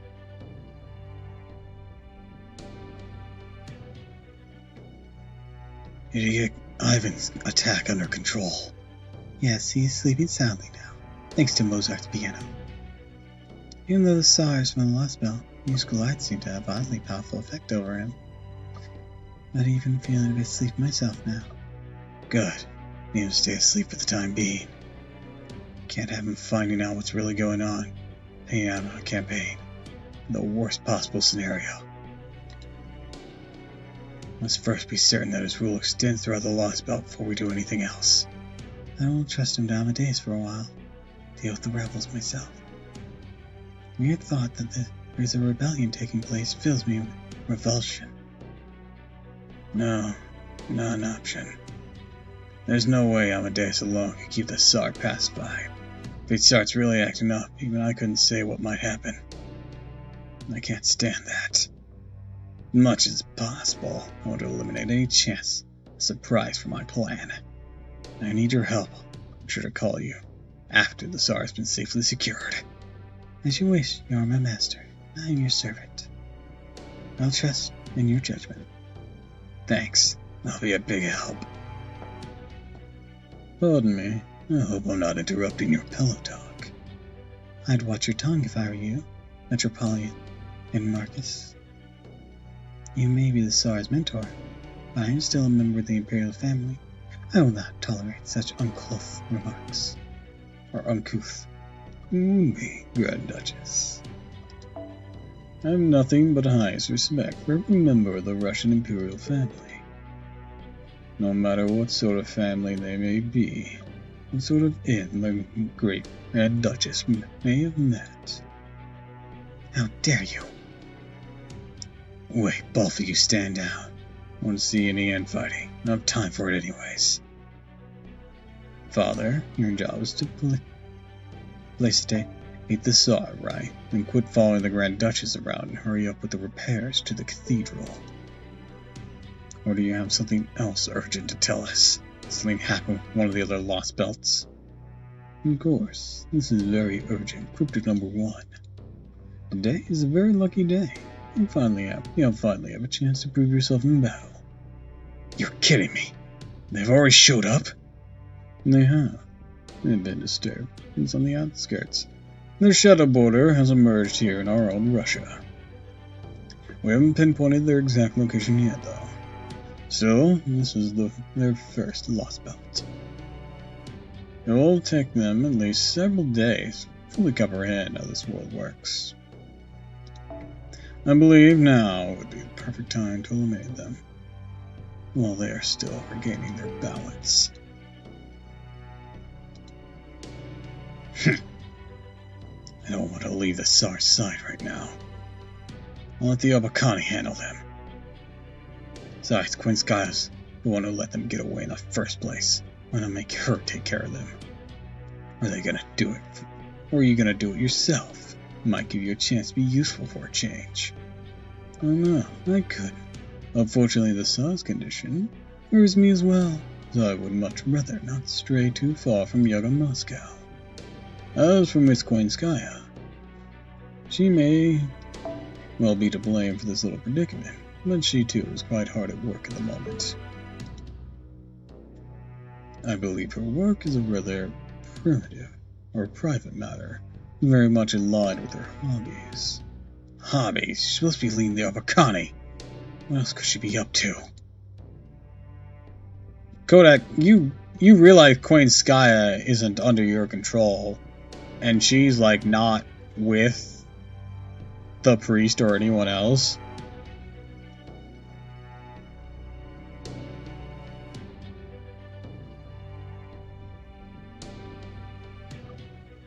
Kodak, I'm told that woman has been going around distributing food to the Yaga at exorbitant prices. So exorbitant they're forced to rob their neighbors of everything they even have, with the hope of purchasing it. Can't believe her. All this way, she's still going around picking on the weak. Father, I don't like you, but I understand you. I believe you're genuinely dedicated to keeping Russia safe from harm. But Quinskaya can't make heads or tails of what she's thinking, what she really wants to do. And unlike you, come and go between the lost belts whenever she pleases, right? Why can't we make her go to one that's a little more civilized? She doesn't need to stick around a desolate world like this one. I'm afraid not. She's not one to change her behavior, no matter where she finds herself. In one sense, her actions stem from a love for humanity. This includes driving the weak in tight spots, sneering at them and stepping on them. She will never oppose us or the cryptors. Best to think of her as a difficult mercenary who will get the job done, as long as you can pay for her services. I also distinctly heard one of the Yagas saying, "Please step on me, mommy," so, I'm still recovering from that. All that said, I do agree that she's been acting a little too friendly. Very well then. I'll speak to her, tell her to restrain herself, while she is here in Russia. That should ensure she follows your commands as well. That suit you, Master the Grand Duchess. Fine with me. I'm gonna call her a mercenary. I won't hesitate to use her like one. The Obakani aren't gonna die as long as Ivan keeps dreaming. Tell Quinskaya to make sure she finishes off Chaldea's leftovers for good this time. They're only humans, so they're bound to stop by a town sooner or later, or keep an eye on the major ones. Take them out as soon as she finds them. Understood. I really must point out, though, how terrible a thing it is for you to say your former comrades. Kodak, Zembalus. And here I thought you were a kindred soul than that. You were a kinder soul than that. Have these last few months been hard for you? Perhaps you should follow the Tsar's example and get some sleep yourself. I'll admit I've been pushing myself past my limit. Still the same guy I always was. Like you said, Chaldea's people are my former comrades. Emphasis on former. Now, it's the only master in Russia in this lost belt. The goal is to ensure it comes out on top. I'm just gonna ignore I'm gonna pull off something a master of proper human history never could. Okay, but I'm still here in Russia, technically. If you had said from Russia, that'd be one thing, but I am currently in Russia. You're even acknowledging me here. I have to. Well, it's good to see in such high spirits. Pushing oneself too hard is a privilege afforded only to the young, after all. Rest assured, you have my full support. Kodak Zimbalist, I have nothing but respect for your aspirations and for your determination. But I will offer one piece of advice. He who does not love himself can never save the world. If I were you, I would think long and hard about where that hostility of yours comes from. Hostility, huh? It's basically telling me to get over myself and accept that they're my rivals. Hell they are. Just got lucky, that's... You mustn't say things you don't really mean, Kodak. If you're really bluffy, lies like that will eat away at you. Kodak, you weren't able to save the world. Simply a fact, one you must accept. They accomplished something you could not. They accomplished something you could not. That's why you take advantage of this new opportunity. Show everyone what you can really do. There's your opportunity to show them how strong you truly are. Demonstrate why you are a cryptor. Why you are the one who were originally meant to save the world. I know. Believe me, I know.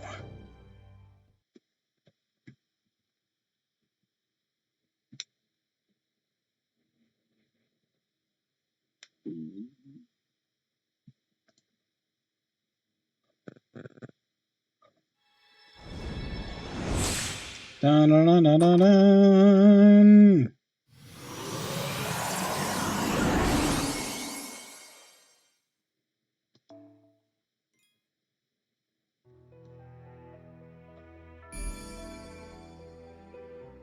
Alright, and with that, I think I'm going to bring things to a close for today.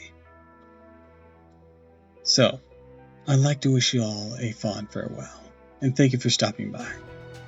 If you like this, follow me on Twitch, Twitter, or YouTube. If you haven't already, please consider subscribing. Because it really helps me out. Words. Also, I recently made a Ko-Fi, so if you want to contribute to the stretch goal of the next model to be made, that is there. Here it'll be in the about pages of my socials, of course. Right, I'll eventually find the words for these things. Anyways, until next time, fare thee well.